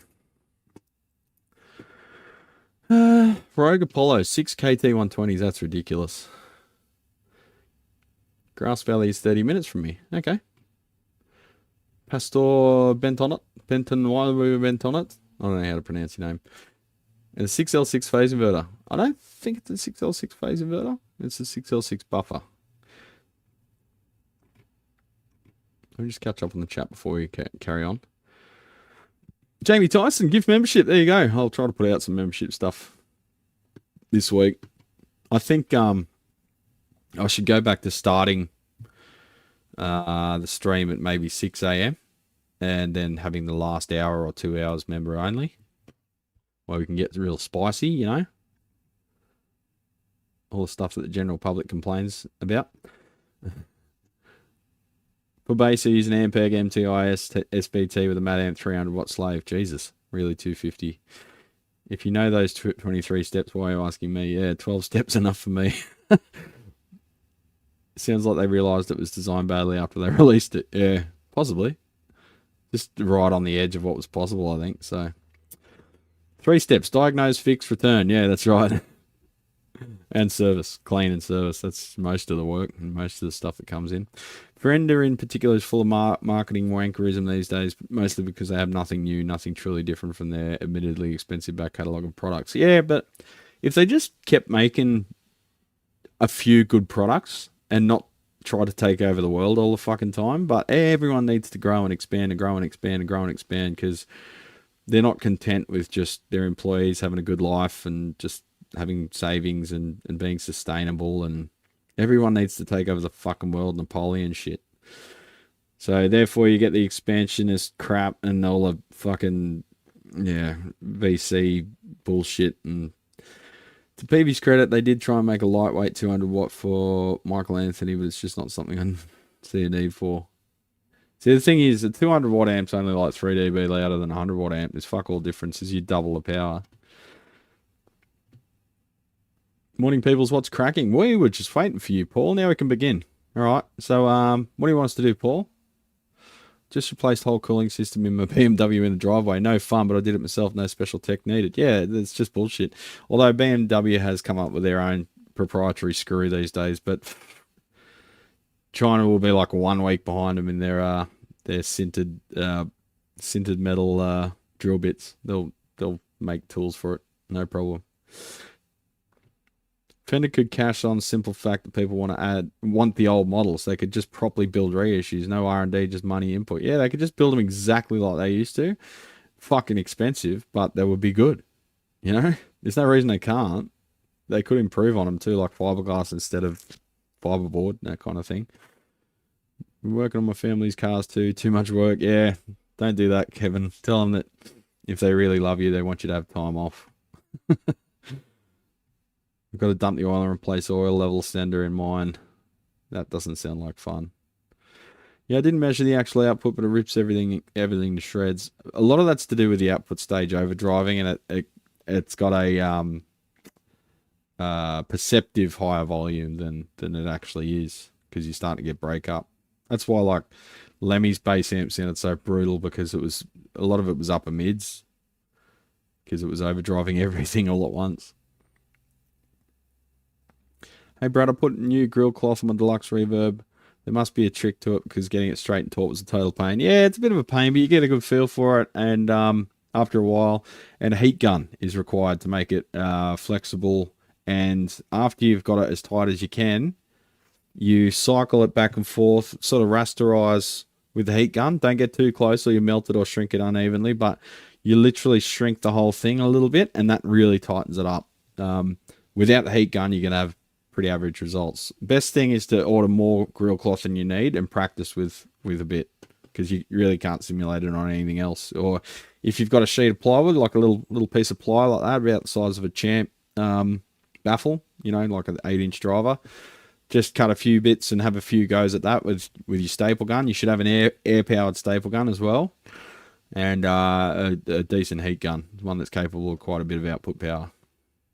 And give it another go. I've got to do a video on that. My procedure's not perfect either, but I'm not going down the route of like Bartel. He's got a whole stretching rig and everything, but he charges like fucking 12 grand for an amp, so he can afford to do that. I have a 26-year-old Fender Rumble 100 with a 15-inch speaker and piezo horn, weighs 27 kilos, and never let me down. Yeah, the old Fender stuff was before they figured out how to make stuff break efficiently. 20 years ago, adding a FET to a tube amp would be blasphemy, yeah. But it's all goal-oriented, champions. Don't worry about whether or not there's solid-state stuff in your signal chain. Just worry whether or not it sounds good.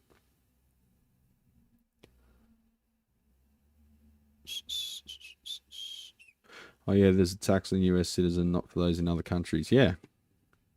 They're trying to hide the fact that the tariff is a charge on the US public by making the supplier pay the tariff. But what do? We add that to the price. Then we add a margin. Then we add a fuck around tax, because it takes us time. So you end up, you're not paying 10% more, you're paying about 15% more. Because we've got to go to the effort now. If you guys had to pay it when the products arrived, yeah, you'd know there was a tariff, because you're not stupid. The government thinks you're stupid. Your government thinks you're stupid and thinks you won't know, because you're not getting charged for it upon importing. But you're actually getting charged more than if you were paying it on importing, because we've got to add our fuck around tax and our margin. So there you go. There are two ways to tax the poor: taxes and lotteries, yeah. And gambling. Oh, that's lotteries. But yeah, not lottery, like sports gambling. And fucking Polymarket. Jesus Christ. If anyone here has a Polymarket account, just fuck off. I'll ban you.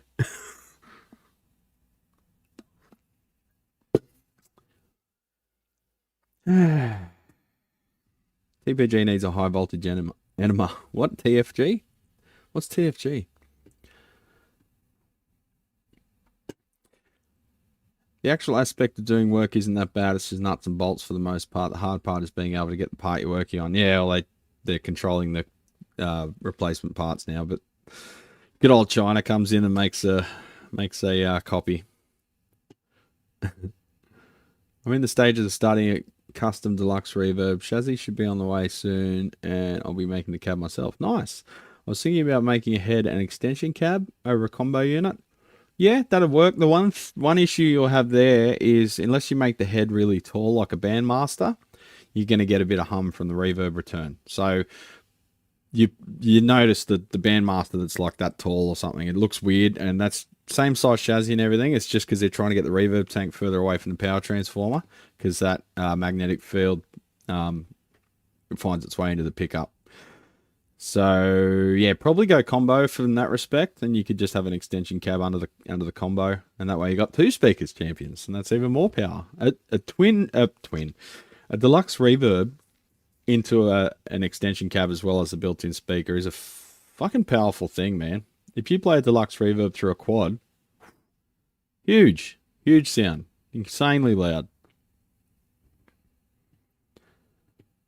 4th beer, 5th bathroom trip.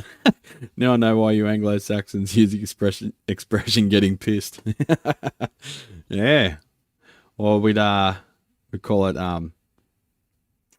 pissing your money up against the wall, because that's literally what you're doing. Are there any negative aspects of going with a head over a combo unit? Oh, okay, so that's just the second part of that question, which I've already covered. So there you go.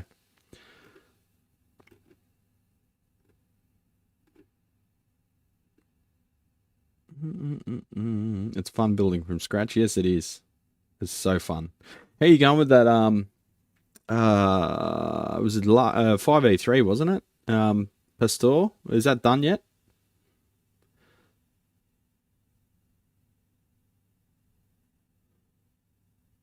That's one of the more dangerous traits of modern clean bass amps with unlimited wattages. They sound quieter than they are and can kill your ears even worse. Yes and no. You're less likely to get tinnitus at lower frequencies. The higher frequencies tend to kill your hearing quicker. The heat gun works great at fixing old saggy grill cloth too. You can get an optivisor and use a dental pick to realign any out of wax strands if they're a bit damaged but not torn. I haven't tried that. Generally, if it's not that bad, we just leave it as is. The biggest one's the Vox cloth going real loose, because it's only held in place by like a little beading. So sometimes you got to pull that out and reline it up and retension it. Holy fuck, 6. Dr. Gear Australia. Last guitar shipped to the US required about 2 hours of extra work and paperwork after I sent it. Holy fuck. And you guys are asking us why we don't ship to you. What are you going to pay $250 extra for me to sit there and do admin? Like, we can't afford that time. We're fucking time stretched how it is, so we can't ship anything to the States. That's insane, 6. 2 hours of admin. Fucking hell. After you sent it. And it's supposed to be done before, because it's the company, what is it, Zonos or some shit? You still had to do 2 hours worth of bullshit.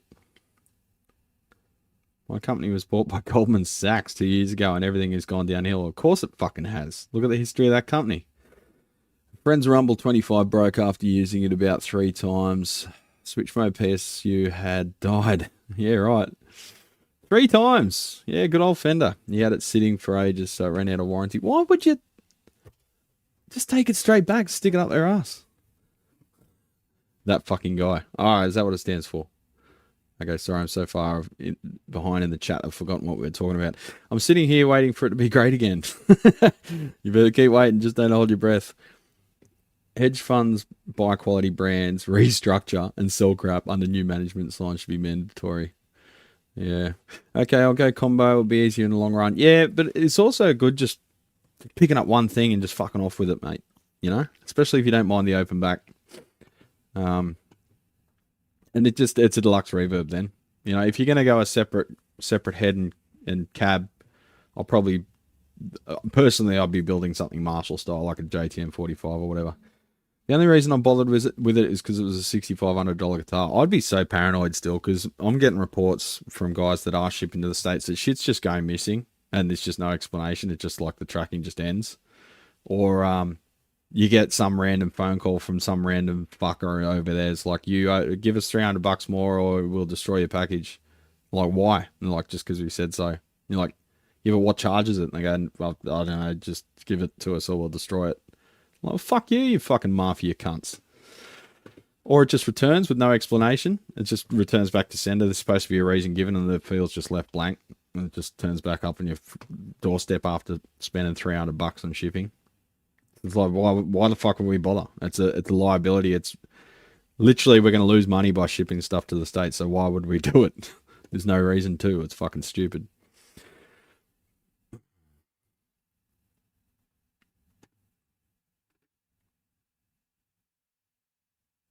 Okay, so I did all the paperwork necessary before shipping. Everything was sorted. Still needed to deal with UPS bullshit. Yeah, it's just there's no point doing it anymore.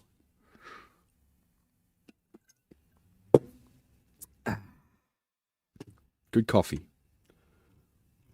Deluxe reverb is certainly lighter than a twin. Should build a Vibrolux, man. I'm just saying that because I want to build one. All right, caught up with the chat. So back to work. She's warmed up now. We'll go 15 watts, full steam ahead. Going up to 54 watts from the wall, 53 watts from the wall. Oh man, sat too long. My ass is dead.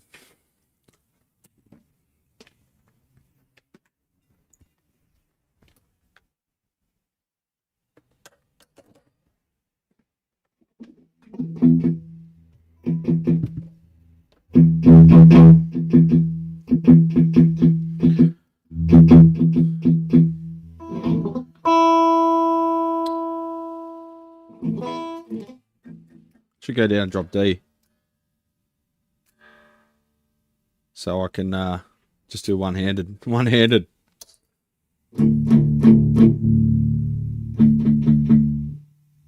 Crackling?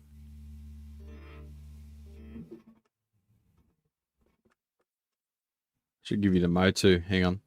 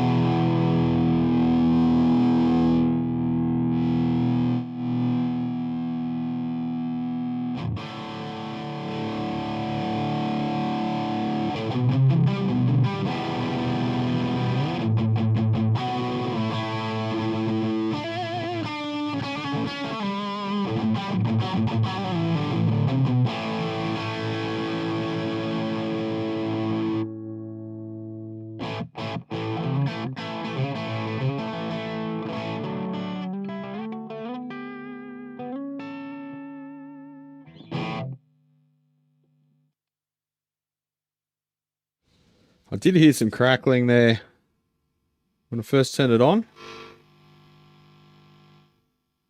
But that could be just one of the preamp valves settling in after having HT applied to it. Sometimes they don't crackle their whole sort of operational period. They just crackle when you first power it up.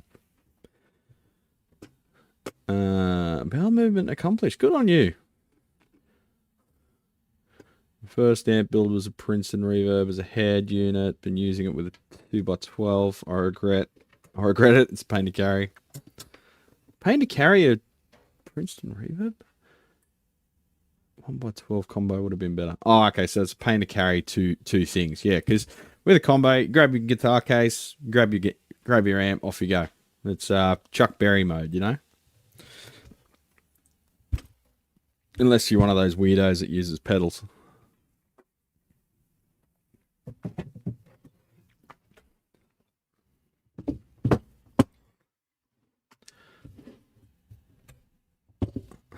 On a lack of effects loop disturbing. Yeah, they are what they are. Oh, Penny Boy trying to focus on a plain panel. Good on you, champ.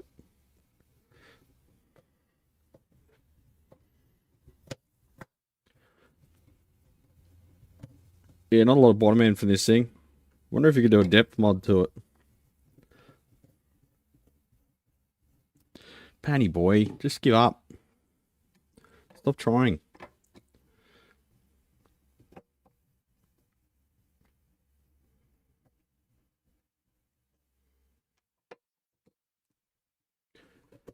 Yeah, try carrying a Laney VC50 combo. The worst is the AC30s. Fuck, they're heavy.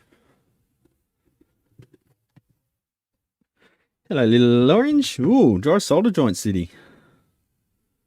Wow. I might fire this back up again and just have a bit of a probe around because a couple of those solder joints look not filled. The through hole. Let me just show you. Let's see right there. That one there looks really started to solver. There's like no bead at all. And all the solder's gone down and stuck to the leg, but not the circuit board. So that could be something, maybe not. I should remove all that solder. That's too much solder actually, but then it's flowed right through the hole and onto the leg. So if you just heat the component leg, the solder won't stick to the pad or the through hole plating. It'll just stick to whatever's hot. So that's the leg. And then flow down onto the valve socket and sometimes fill the part where the leg's supposed to go through, depending on the design of the socket. What am I doing? Speaker. Which one's which? 16 ohm.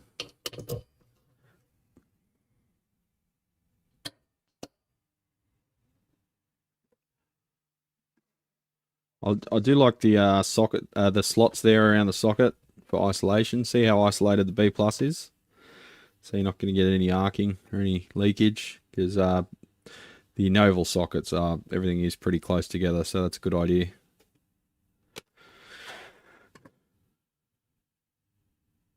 Happy Friday, Wes. How you going, legend? You like the video title?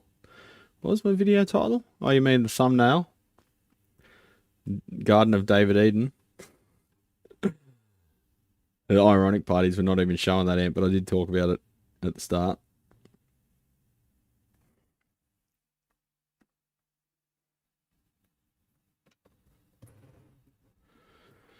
Alright, let's give it a little signal. Wake up signal, Jenny. Wake up, Jennifer.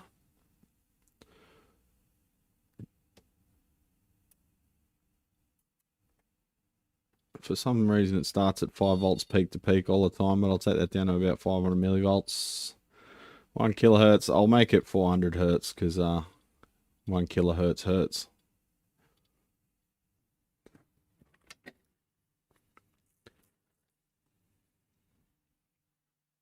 Just to see if there's any, not so much noise, but any can't speak, intermittent continuity or signal. Output on 15 watt mode.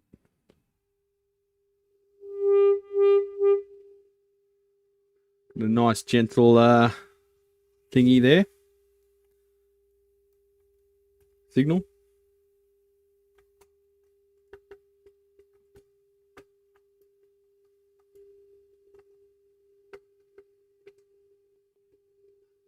That's just me seeing if the input jack contacts are nicely tensioned. Heater connectors look a bit loose.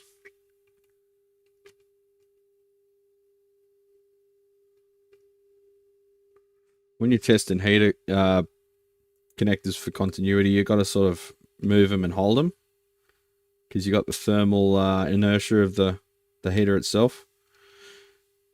So if it does cut out, it won't cut out like instantaneously. It'll cut out and slowly fade over like a 10-second period. But yeah, everything seems solid. Intermittent signal issues are always a pain in the ass because they almost never show themselves initially, and often people will just assume it's the amp. It could be a cable, could be the guitar, could be a pedal, could be a connector anywhere. Could even be the mains plug, because I've had some IEC leads where they seem to be out of spec. They don't grip to the pins. But what we'll do on this one is probably up the screen grid, because they're only 470 ohm. I don't like how they do this too. This is frustrating. You put a cap right between two power resistors. Like, what do you think's going to happen? And it's a 105 rated cap, but couldn't you like just scooch a resistor over here somewhere, put the cap over there, and you know, turn something 90 degrees? There's ways around it, but. And here's that trim pot that has the indicator on the back. It says hum balance there, but there's no hole. And they've gone with a vertical pot for the heater balance, like a humdinger, some people call it. But no fault found on this one. But I'll give you an option for a few upgrades just to make it reliable, because he has asked about that. But I'll just get him to double check the rest of his gear, because he's got his other amp here too, so he might not have anything else to check that equipment with at the moment.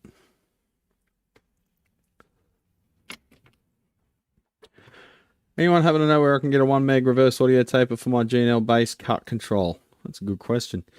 Reverse audio taper. You sure it's audio? Probably. 1 meg reverse audio. Where have you checked so far?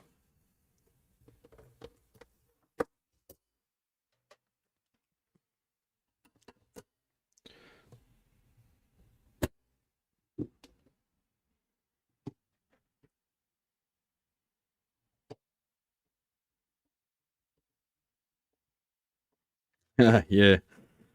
Last time I had an intermittent signal, it was the battery connector on my bass. Took forever to find that issue. Yeah, the battery connector's the first place I look now. So yeah, I had a similar issue pretty early in my career like that. And it's they said the solder, they seem to use like this corrosive solder, or the flux is like corrosive, and it like eats through the wire. There's real sort of horrible crusty crap. Whoever makes the battery clips, they've been doing it for years. So that's the first thing I check now. How many AC30s does Brian May take on tour? I remember it was a fuck ton, and if I remember correctly, Angus Young also. They need what? Hafthor Bjornsson as a roadie for those things, seriously. I think Brian May uses 9 on stage, and he reckons there's only 2 or 3 working by the time the end of the set, because he biases them so fucking ridiculous. I don't know how many he takes on the road, but I know he uses 9 at a time, I believe. If I let a resistor burn the PCB, do I get the brown sound? Sure. I remember it was at Berkeley and all the bassists were using SWRs or Edens.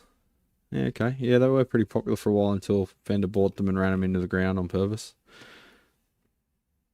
Edens are popular with a lot of double basses here. I know at least 3 clients who use WT550 to have a lot of flying leads and tacked on mods from the factory, but the EQ options are very useful. Yeah, I don't know what it is. They're just so afraid of buying a new, revising a PCB. They just use the same old PCB and just field revise everything. It's a crazy way of doing it, because it's not cost effective either, and it's not reliable. And then your amps get a bad name because everyone takes it out and goes, oh, okay, it took you like 1,500 goes to get it right, eh? Well, I guess they don't care. All right, so that's that one. Put that over there. Next, we've got an interesting one. Reportedly previously serviced or modified serviced by a Sydney tech who will remain unnamed.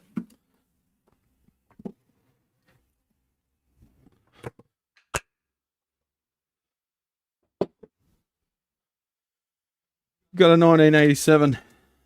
Good year, that one. I was 3 years old. 1987 reissue.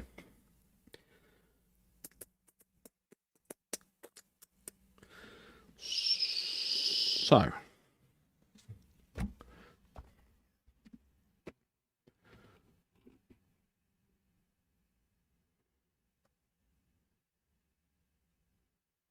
The snap-on connector lost one side. So random. Fender DC60 acoustic with a piezo buzzing in all A notes in every octave. The battery compartment of the guitar resonated at 440 and the harmonics and the piezo picked it up. Bloody hell.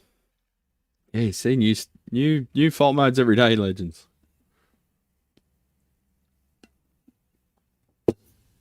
My dad has a late 70s twin reverb with 2 JBLs. Yeah, they're heavy. It's a pain to haul around, but it does sound great. We've also played through a 66 and a 70s Princeton and reverb. Both sound great. Yeah, the biggest thing is the condition of the speakers in some of the older amps and the condition of the baffle.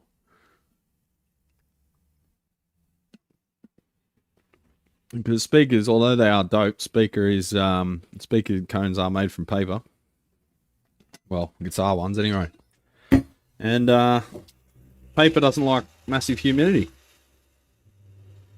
Neither does a baffle if it's a 70s one, because it's made out of chipboard.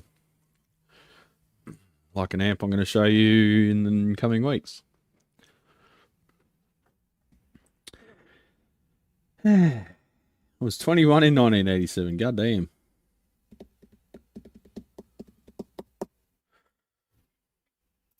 All right, there's my thumb.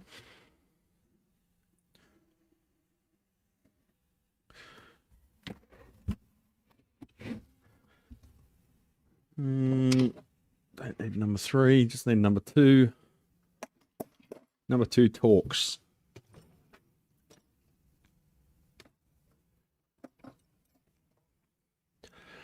Under my thumb. Alright, so we'll be looking for the mark of the previous tech on this one. And the first thing I've noticed is they've lost one of the cup washers and just forgot about it. I don't know what these techs do when they remove screws. They must just throw them on their bench and just push them off to the back and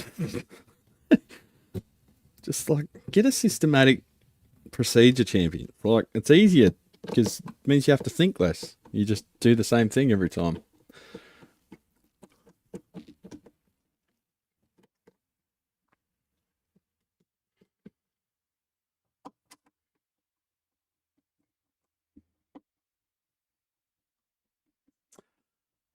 Yeah, it's pissing down outside. They predicted like no rain today. And now it's raining like fuck. Man, they're probably relying on AI for the weather prediction now. Put screws in pill bottles. Really? I just use fast food containers. You know, they're like Chinese food containers. Some people use the magnetic bowls, but I prefer something with a lid. Even like sometimes there's stainless parts or plastic parts that you could still lose if you don't have a lid because they're not magnetic. Nope. Yeah, we'll replace that missing cup washer. All right, we've got a snow globe. Some 1JJs with lost vacuum. The curse of the JJs. So this might be one of the ones from that era. We've got cracked glass there too, so I'll remove it by the base. I won't pull the glass because it'll probably break it off. 1987X, yeah. So you can see the fracturing on the glass there around the base. If Penny Boy wants to show you that. See the cracks. And noise bueno.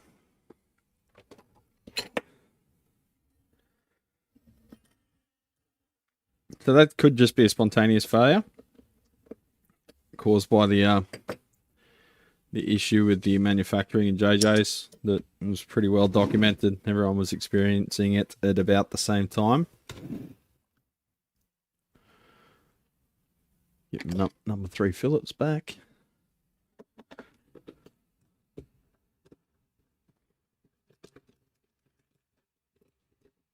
€8 and €53 shipping. Yeah, such fucking bullshit. The Euroids, how much they charge us for shipping.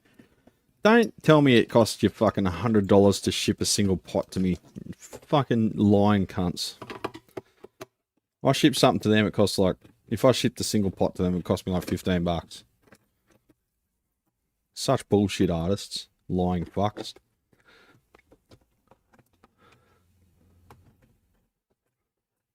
Tube amp doctors like that. Oh, that'll be €100 to ship a single fucking switch or something to you. Yeah, thanks, cockheads.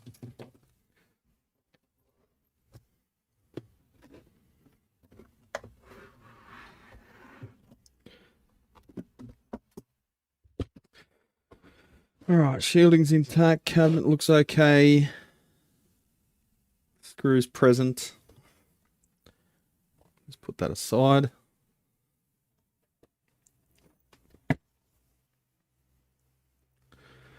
Grab a couple of blocks.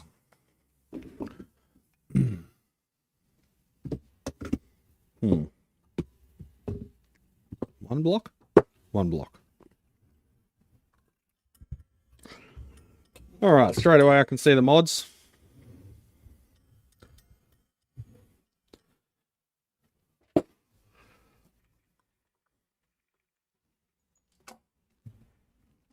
I had a quick look at this when the customer was here. Because he did mention it was modded, and I like to see how modded, because if it's severely modded, then I just don't take the job on at the moment, because there's so many fucking tweaker crackheads modding the living shit out of amps. I haven't got time to re-engineer stuff. Non-recurring engineering, time consuming. Alright, so the input 2, well, both input 2 jacks have been disconnected. I think we've got some architecture changes here. So input 1 goes back to, let me just get my pokey.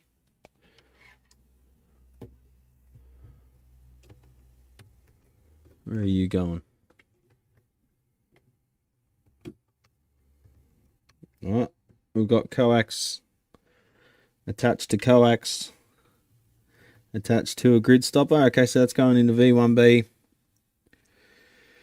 And then pin 7 is coming out and going to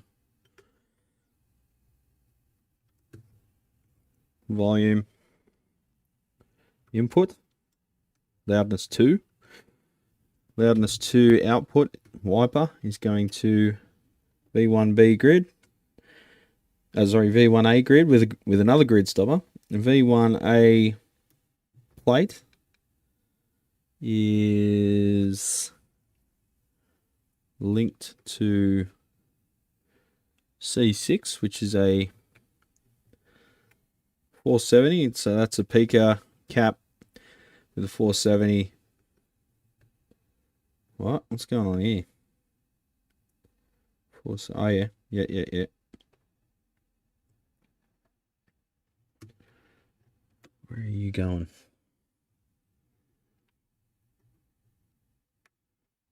Need a mirror. Might just remove that FX loop jack so I can see under that board, because there's some funny business going on. Just trying to figure out. I don't think these are mods. I think they are replaced components, and the The previous tech was too lazy to just undo the pots and lift the board.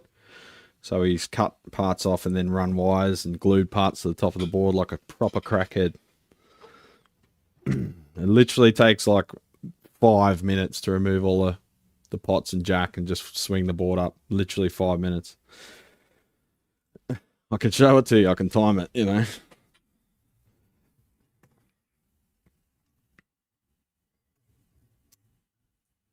Here, I'll just pop that over the back. Have a look underneath.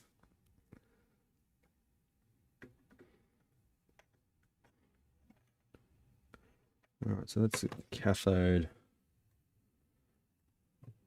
Not cathode. The grid. So that's the grid of the... Okay, so that's going to the grid. Okay, that's what's confusing me. Fucking hell. So that's going to the grid, but then I'm wondering, like, why does the attenuator go to coax? So you signal... Alright, let's just sum this up a bit. Signal comes in. These jacks are disconnected completely, not in circuit. This one goes to the first triode. Comes out of the first triode via the coax, goes to the volume pot. From the volume pot, it goes to the second triode, which is actually V1A. But like most Marshalls, they're back to front. V1A comes out and goes linked via that wire to the peaker cap, or what people call it, the bright cap, across the attenuator. So two 470s, standard attenuation. Then it goes to the grid of the next stage, the cold clipper essentially. So let's have a look at the not cold clipper, sorry. It's got the 2.7K, 820 ohm there. So the preceding stage to the cathode follower. And this is part of an attenuator, the 2470Ks, and this one's supposed to go to ground. But if you look here closely, I got confused because there's coax there. Why would you have coax when it's ground? So I followed the wire down here. That's this grey wire. It snakes down under there. And both sides of the coax are connected to ground.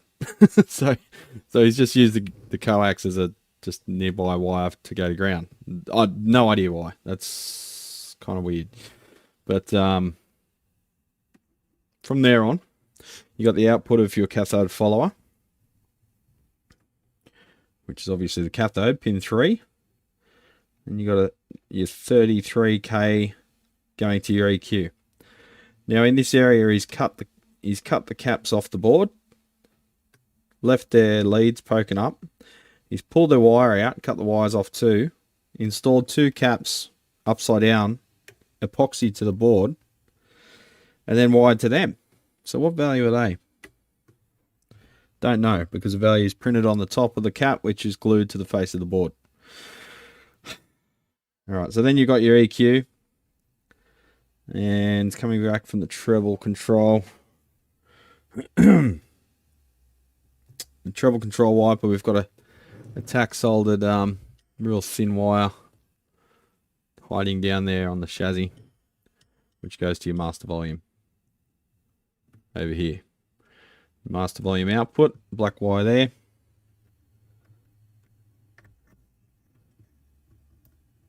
Goes to your effects loop. Your effects loop return comes to your phase inverter input cap.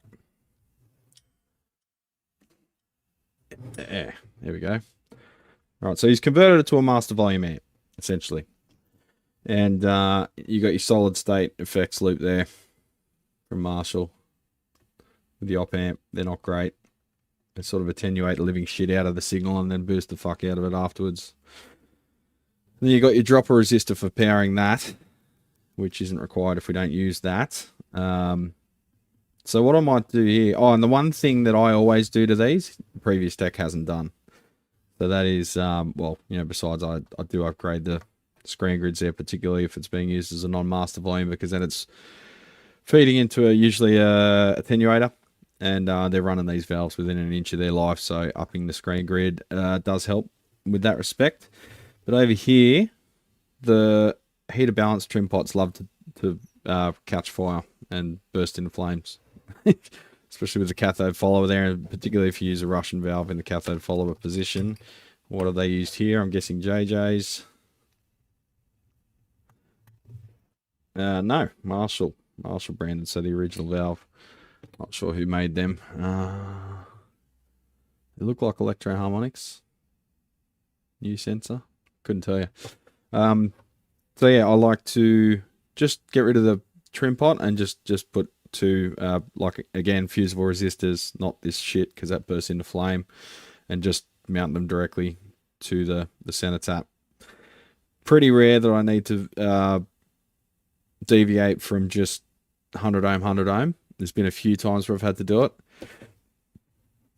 So I put in a Fender style adjustable hum balance pot temporarily, set it to where it's nulled, where it's the least noisy, and then measure those resistances, then match them as closely as I can to the E12 values or E24 values, whatever I've got, and really dial in the hum cancellation.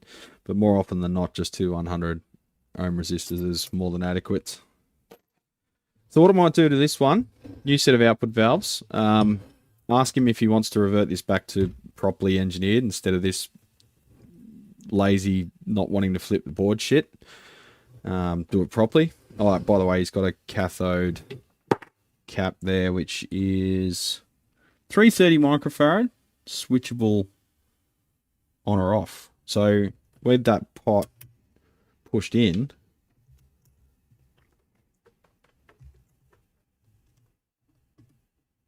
we've got no bypassing at all on V1A. V1B, sorry, the first stage.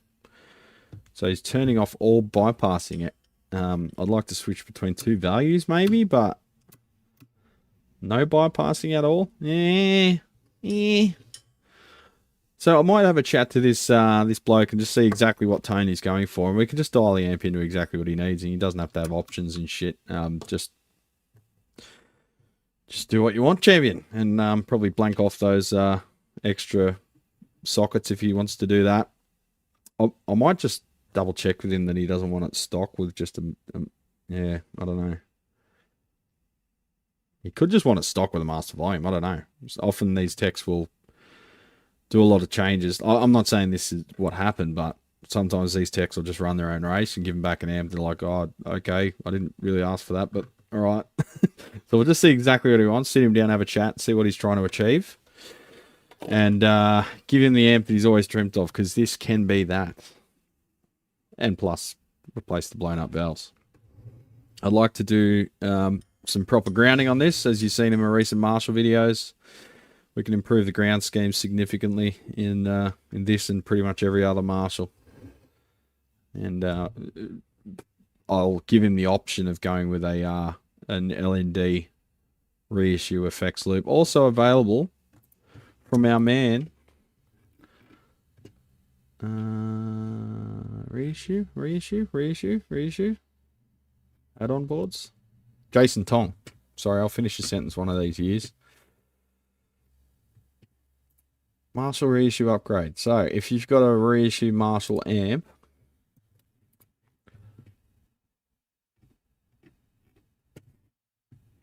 works with the 1987X. There you go. A good upgrade on these would be one of these. Go and check that out.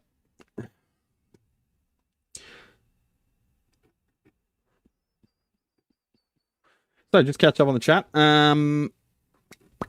Where am I? Okay, that's about where we were. We're talking about the reverse audio pot. 59 is golden. Lots of years left, champ. Bloody oath. How criminal is it that when you finally start to figure out what life's about, then you're fucking almost dead? Don't get too old, it sucks. I'm 73. Ah, Alan. You just gotta stay in love with life, champion. And art is what does that for me. I'm a certified auto tech, master heavy duty truck tech, and master fire apparatus tech. Wow. Damn, you'll be useful. Who are we talking about? Did someone have a separation or something? Don't worry, she'll call you after 30-year-old empties her bank account and leaves her with a bay. Then you will go Danny Glover and tell her I'm too old for this shit.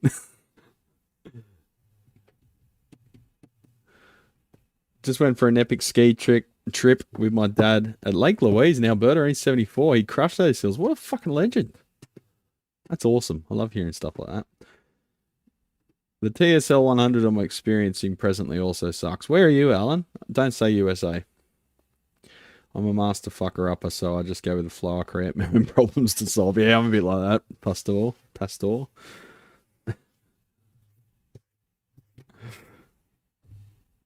I've fucked up every way possible, plus invented several other ways. Yeah. Known as a breaker of things. Yeah. Same here.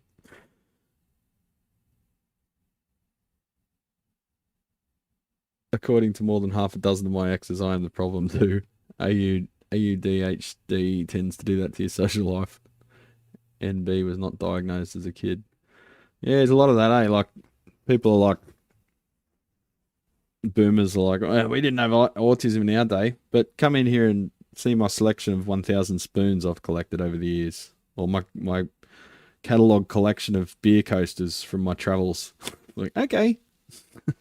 Yeah, you don't have it at all, mate. Nature will find a way. Yeah, but we might not be included there, Magisterium.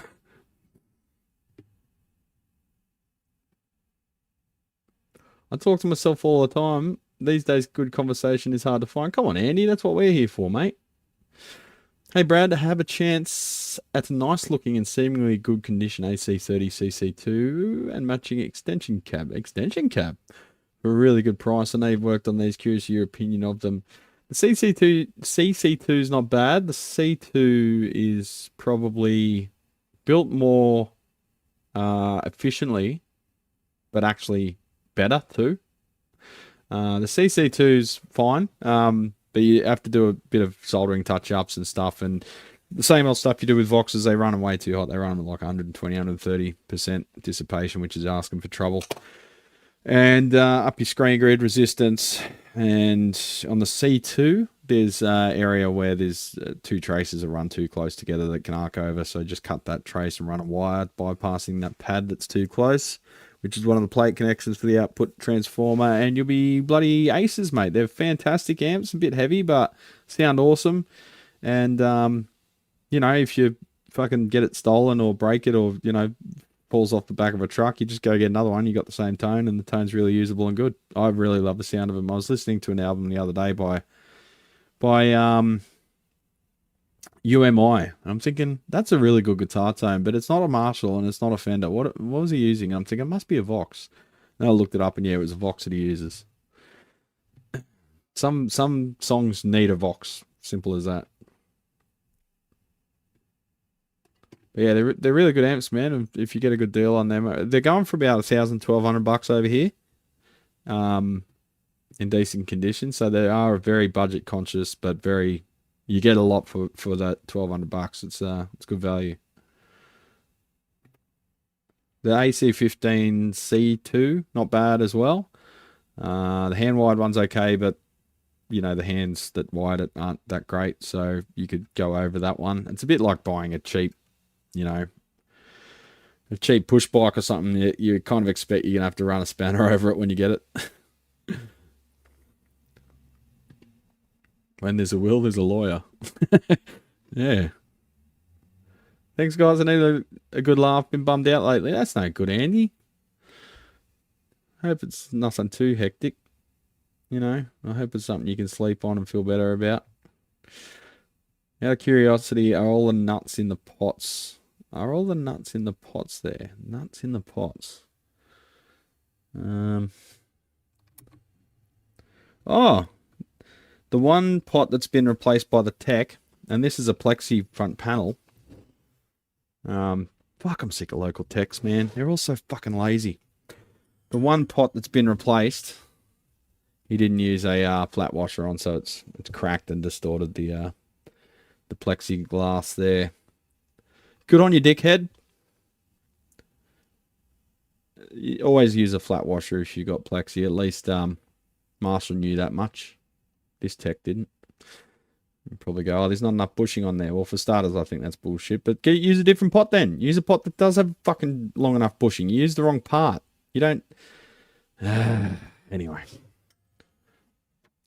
But yeah, I'll give this customer a few options. I reckon he'll be keen to make this thing a screamer.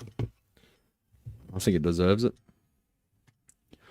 Just finished redoing 2203 ground scheme. Absolutely no hum. Hiss is down to acceptable levels. Can't believe this isn't standard practice in production amps. That is awesome. Did you follow my video or Lyle's or both? Because it is an incredible improvement. And when I stand there, I love doing this to customers when they come to pick up their amp. Especially now we've got the fucking full stack behind me. I put the amp on, crank it up, say 50% gain, 50% Marshall. Turn the volume down on my guitar. Stand there and have a chat to them about what we did, and they'd start chatting about their stuff. And go, all right, let's have a listen. So then I turn the guitar volume up, humbucking position, or humbucker, because there is a bit of electrical noise in this place. And then strike the first chord, and they're like, holy fuck, I thought it was still in standby. I go, that's good grounding for you, legend. And they're often very impressed by that, and I get to feel good about how they feel about their amp. The larger companies don't care. They're not trying to make good products, just profit. Most of the boutique makers don't know. Yeah, that's the problem, TK, and you would know this. I know that you know your stuff, and some of the boutique makers don't understand the very basics of electronics. I'm not saying I'm a genius. I'm more of a janitor than a fucking engineer, but I know when to research things, and I know when to not just pretend I'm a guru. You know, these guys are so confident. So confidently wrong. There's no like opinion when it comes to like basic safety and electronics theory. It's a law. It's a irrefutable thing that got figured out fucking 200 years ago. You can't argue with physics. You just sound like a fucking dumbass. But these guys do, and then they have a big cry at me when I come and fix their fucking amp and make it usable. It's like, why did the customer bring it to me? Because it's a pile of shit. Now it's not. But you know what? It still has your fucking name on it, so I won't be doing that next time. In the case of the last shit show that happened, I just ripped their label off the back of the amp. Now it's not your amp, because you had a big whinge that this amp's now not representative of your amp, because it's actually functional, sounds good, and is quiet. All right, well, you said it's not representative of your amp, so I'll rip the fucking label off. See you later. But a lot of these fly-by-night boutique guys, they only have to sell like 1 amp, 2 amps a year, because they've got full-time jobs and they do it in their spare time. And they make like 5-10 grand a year, you know, just selling 1 or 2 pieces of shit. And they don't get return business. Everyone that comes in is a new customer. You know, it is what it is, but whatever. Any and all large companies on a long enough timeline are taken over by bureaucratic bean counters and their lawyers. Boeing in USA's current example, formerly run and owned by engineers. Yeah, so I'd be super nervous getting a plane over there at the moment after seeing all the issues. Fucking lasers getting shot at them and fucking chaos champions. Crazy.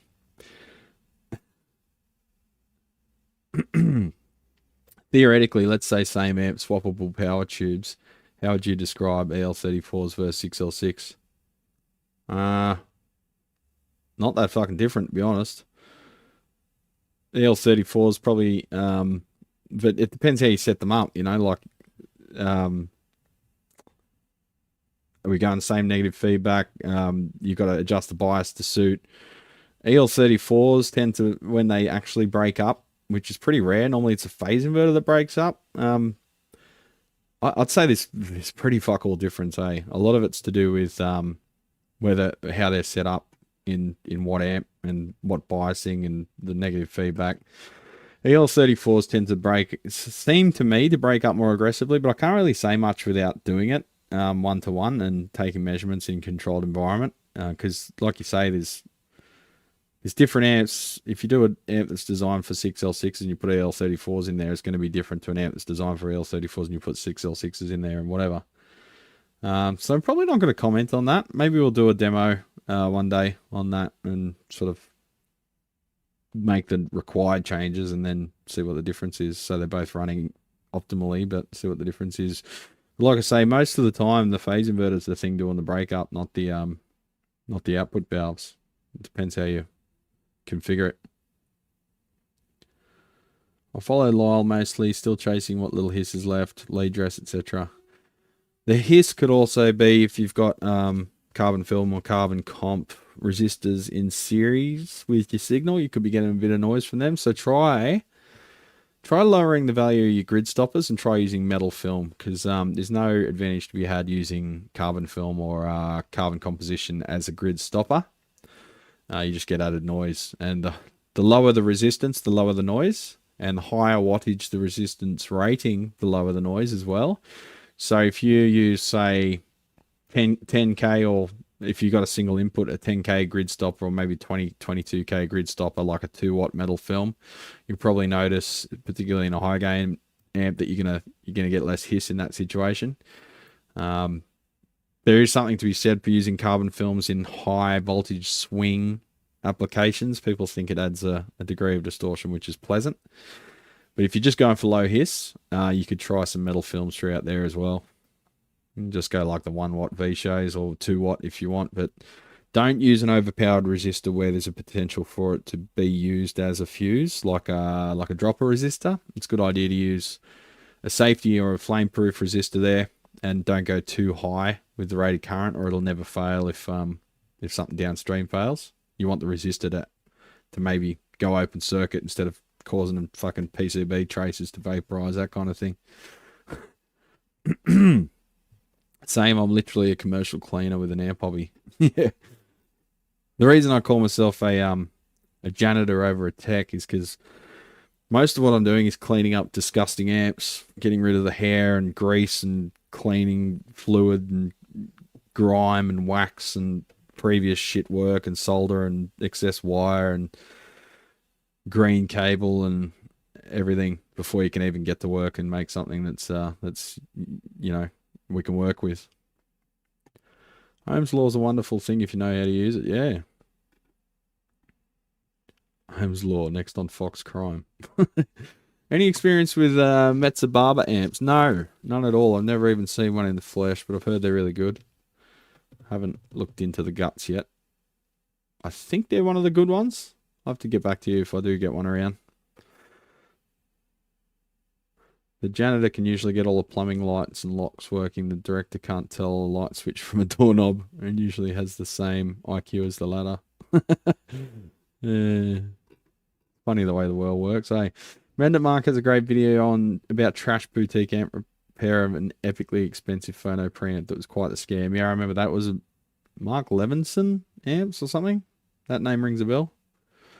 And then they sent him no, they didn't even send him a cease and desist. They went to YouTube instead and said, take it down. And YouTube went, okay. And they took his fucking video down. So he challenged it and got Lewis Rossman on his side. And Lewis kicked up a big stink, and everyone who followed Lewis uploaded the video. So they had the Barbara Streisand effect. So the fuckwit selling this scam amp actually drew more attention to it by trying to silence them. Tom Levinson, was it? I'm getting the name completely wrong, but yeah. So yeah, just be honest with your customers, and you don't have to worry about doing cover-ups every time one of your fucking products gets opened, eh? Tom Evans, Master Groove, yeah. So much, like the hi-fi stuff in general, champions, is you've got a massive target on your head if you're into audiophile stuff, because they just see an idiot with a big wallet every time you go down that audiophile rabbit hole. They're fuckwits that put like crystals on their speaker boxes and shit. All the woo-woo fucking bullshit, and people that don't understand the basics of physics or electronics, all thinking that they pay 20 grand for a fucking speaker cable and magically their system's going to sound better. These people need a fucking life. They need people to hang out with and stop being such a fucking weirdo. If you got nothing to talk about in your life except how much money you spent on your hi-fi system, sell your fucking hi-fi system, go on holiday and get some experiences that you can come home and talk about. People will actually give a shit about hearing. rather than you're listening to Asia on $1.5 million system. Fucking sell your system, go buy a Yamaha Natural Sound, and give your money to fucking all the local musicians, and then you'll have some gigs to go fucking see because they'll be able to afford to play. You know, you could make the world so much better than you sitting there jerking off over your $1.5 million sound system. Anyway, I digress. People have some weird priorities, man. Hi from Canada, home of Hammond Transformers. I love Hammond Transformers. Building a JTM 45, is it worth buying KT66s or 6L6s? They're a third the price. I'd use EL34s. Fuck KT66s. They're another one of those overpriced 6L6s in another bottle. If they do have a different bottle. Sometimes they've got the same one. Just go for EL34s, man. E34Ls are good. EL34-2s from JJ's are good. Had good luck with tongue soles, but they weren't current production, so maybe be careful with tongue soles. I'll just go for JJ's. Sell audiophile bullshit and go skydiving. Yeah, there you go. At the end of your life, who is going to give a flying? Your family's going to liquidate everything you fucking own. So go and sell it now and experience it. Fuck them. Why should they get the money that you earned? I hope mum and dad aren't listening.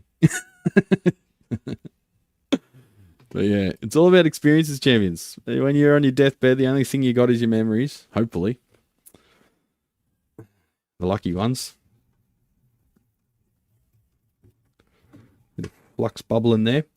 So I think we've got enough to quote on. There are some more amps to assess. I've got a Mesa Boogie Studio Caliber 22 there, which I've got to suss out. I've got another Rivera modified, this time a deluxe reverb, not a Vibrolux. What else we got? We've got a Fender Super, which I've acquired, or about to acquire. You probably saw that one on a live stream. It's a fucking horror show basket case. But we're going to make it a beast. I'll put that one up for sale. It's going to look good in the shop in the meantime. I've got a Bogner Uberschall with the usual exploded reefer cap and a few other bits and pieces that need strengthening. I've got a Blues Junior with the usual stuff. I've got Gallian Kruger. I've got a JVM 4, not JVM, a DSL 40. Let me start again. DSL 100 CR. We've got that Bassman. We've got a Hot Rod DeVille, which has been approved. We've got a, oh shit, I meant to order a part for that. We've got a Blackstar HT5, which has come back with a failed mid pot. We've got those tweed ones I keep teasing you with, which I'm waiting until I can do a video of, which will be this afternoon. We've got a bunch of approvals to go ahead with. We've got about 50 guitars in the queue. Oh, an AC30. Well, we've got the AC50, we've got an AC30, and we've got an AC15. We've got 3 LVX15 DB Technologies PA speakers. I'll probably just do module swaps in them because we don't have time to reverse engineer the fucking schematics. I've got a TC Electronic G system, which I've got parts on the way for. I think someone plugged the speaker output into a signal output. A lot of stuff coming up. And like I say, about 40, 45, 50 guitars at the moment in the queue. Crazy. Anyway, Luke was going to be coming in today to help me with the thing, but he's feeling a bit off, so he's not coming. Or he might be, we don't know. No pressure, Luke, if you're watching. So I might do a bit of setup work later today as well. I've got this this beautiful thing. I'll just show you what I was talking about with this. Have a go at the timber. It's a really coarse grain Douglas fir.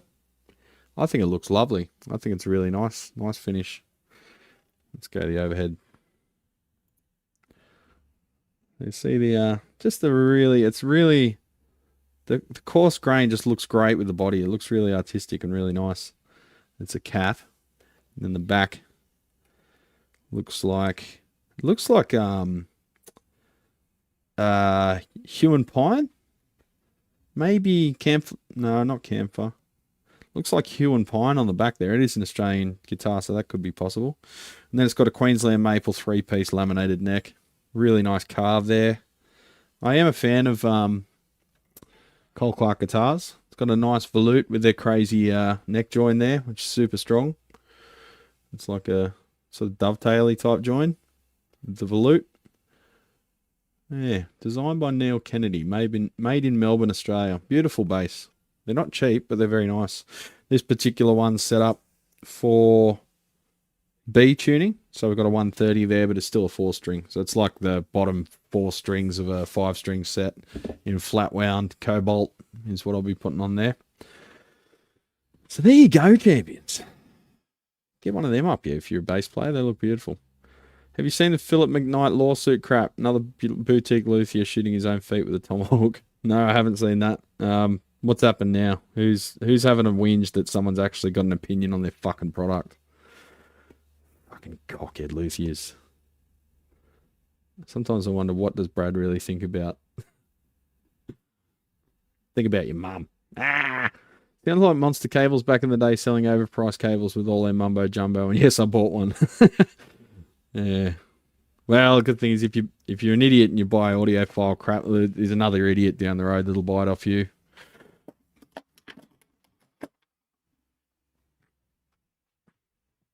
That looks amazing. Yeah, it does, eh? It's an awesome bass. Insane amount of work. Tell me about it, Oliver. That's why I don't have a life at the moment. It just sucks because we just had a massive tax bill and all the suppliers from December accounts got paid, and it's like 12 grand out the door in one day, and you've got to work your ass off to make it back. It feels like you're fucking spinning your wheels at the start of the year. Because, yeah.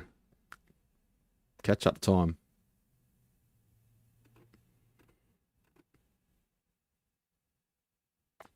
Every now and then I see a modern bass that makes me wish I played in a fusion band. Yeah, I think that's what she plays. She plays sort of fusion type stuff. You mentioned a Hot Mod V2, so I churched one in and tested it while you're talking. Nah, amp is much better as a plexi. Yeah, I hate those fucking things. Oh, Alex, you here, Rod, as we're going to finish, bro. We've got 3 minutes left. Everyone say hello, Alex. Serious Amplification. How you feeling, buddy? He's had some health problems, so wish him well. Go over to his channel and give him a like and view and tell him to get a dog up him.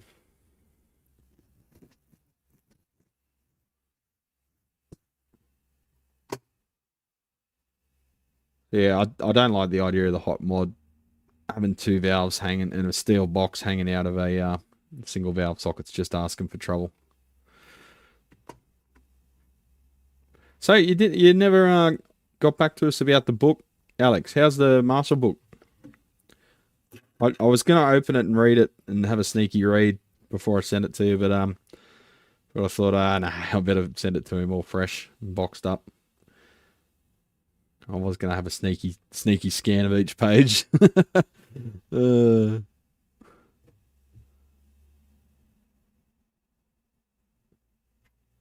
hope Lyle does a live stream tomorrow. I love waking up to Lyle's live streams, even if it is 5 a.m. I was gonna start it. I was thinking about starting at 6 a.m. this morning because I woke up. When I set an alarm, I wake up an hour before the alarm. If I don't set an alarm, I wake up an hour after I'm meant to wake up. It's fucked. But this morning I woke up at just before 5 a.m. So I was going to come in and do a 6 a.m. stream. But, there's one main reason I don't do the 6 a.m. ones anymore, and that's because I need to poop. So when you wake up, your guts aren't working yet. It waits like an hour or two after you wake up before you need to poop, and then it's like right in the middle of the live stream. So you got to go for a morning poop first, champions, Otherwise I would start at 6. Unless I wake up at 4 a.m. and then go for a 5 a.m. poop and then start at 6. I wish I could just press a button. Okay, you are now ready to poop. Go. I guess it's a laxative, maybe. You can't rush these things though, champions. Bookie's great. Even the wifey loved it. I heard that it had some really good photography in it, and that's awesome. It's a good coffee table book. Yeah, so we got Alex the what is it called? The History of Loud. History of Loud? No, what's the actual... Because there's another book similar to it, which is really shit. And it's named very similar. What's the actual name of it again, Alex? Yeah, it's a... It's too much information. It's a really good book about a massive Marshall collection. And I heard about it on... I think it was either Tone Talk or the Amp Panel. I think it was the Amp Panel. With Dave and Jason. They were talking about the book. And I thought, man, I've got to get my hands on one of them. But it was... Yeah, it was something that I didn't feel justified buying myself. But with Alex stuck in hospital and bed and stuff, with his health stuff, we thought we'd chuck in and get him the book, something to read while he's resting up. Wait until you're in your 50s. Set your alarm for 8 hours sleep. Wake up to 3 needing a leak. I think it's just called Loud. Oh, okay, right. Saying morning poop is right after coffee and breakfast. It's nice having you on live streams too. It's nice having other amp janitors in chat. Yeah, well, the other thing is it's nice being able to kick the ass of any people talking shit in the comments too. There's a few I've got my eye on. But yeah. Oh, here he is. You feeling alright, mate? You alright? Yeah. Okay, cool as. Well, that's bad timing because I've got to set up that guitar first before you can do any work. I might get another station happening over here. We're just live streaming, bro.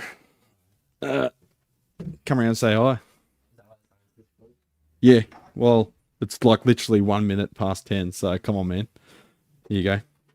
Chat with the boys, read chat.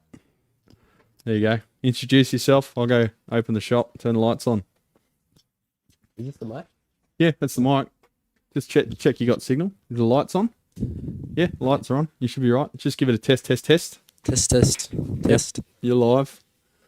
There you go. Here's Luke, everybody. Hello. The apprentice. He made it in. You can't say he's hungover because he's 14. He's hungover after a gluten feast.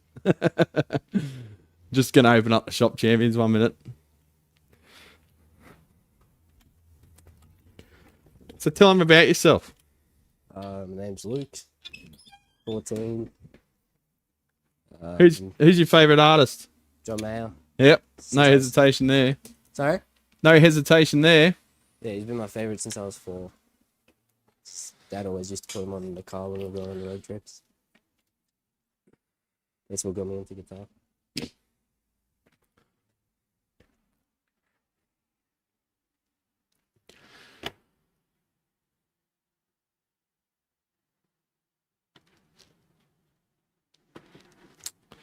All right, so I'll set you up again. I'll just get rid of this bass. This lady's coming to pick up this bass sometime this morning, so I need to get that done. But you can have the main station because you're the star. I'll work over here in my sea of amplifiers. All right, champion, so we'll leave it there. We've had you for 3 hours, how it is. Who was his favourite? Couldn't hear. John Mayer. He's a bit quiet, you know. He's shy, champions. You've got people all over the world watching him. He's never done this before. Are you a gamer, Luke? Do you play computer games? Sometimes. Do you ever do you watch like gamer live streams? No. No, because he's got a life. Only weirdos watch gamer live streams, don't they? What games do you play? Play Red Dead. Red Dead Redemption. Yeah. Yeah, man. It's my favourite. when that came out, I thought, oh, that looks alright, but my video card's way too crap. Oh yeah. So I ended up getting a better one because I use it for video editing. And yeah, I could probably play it now. I might check it out. Anyway, legends, take it easy. We're going to get to work, and we'll catch you if Lyle streams tomorrow. I don't know for sure if he is or not. We'll catch you in the chat there. Otherwise, I'll see you in some videos through the week. So get out there and, you know, stay hydrated. Bloody don't do anything I would. That kind of thing. Stay warm in the States. And enjoy your weekend. See you later.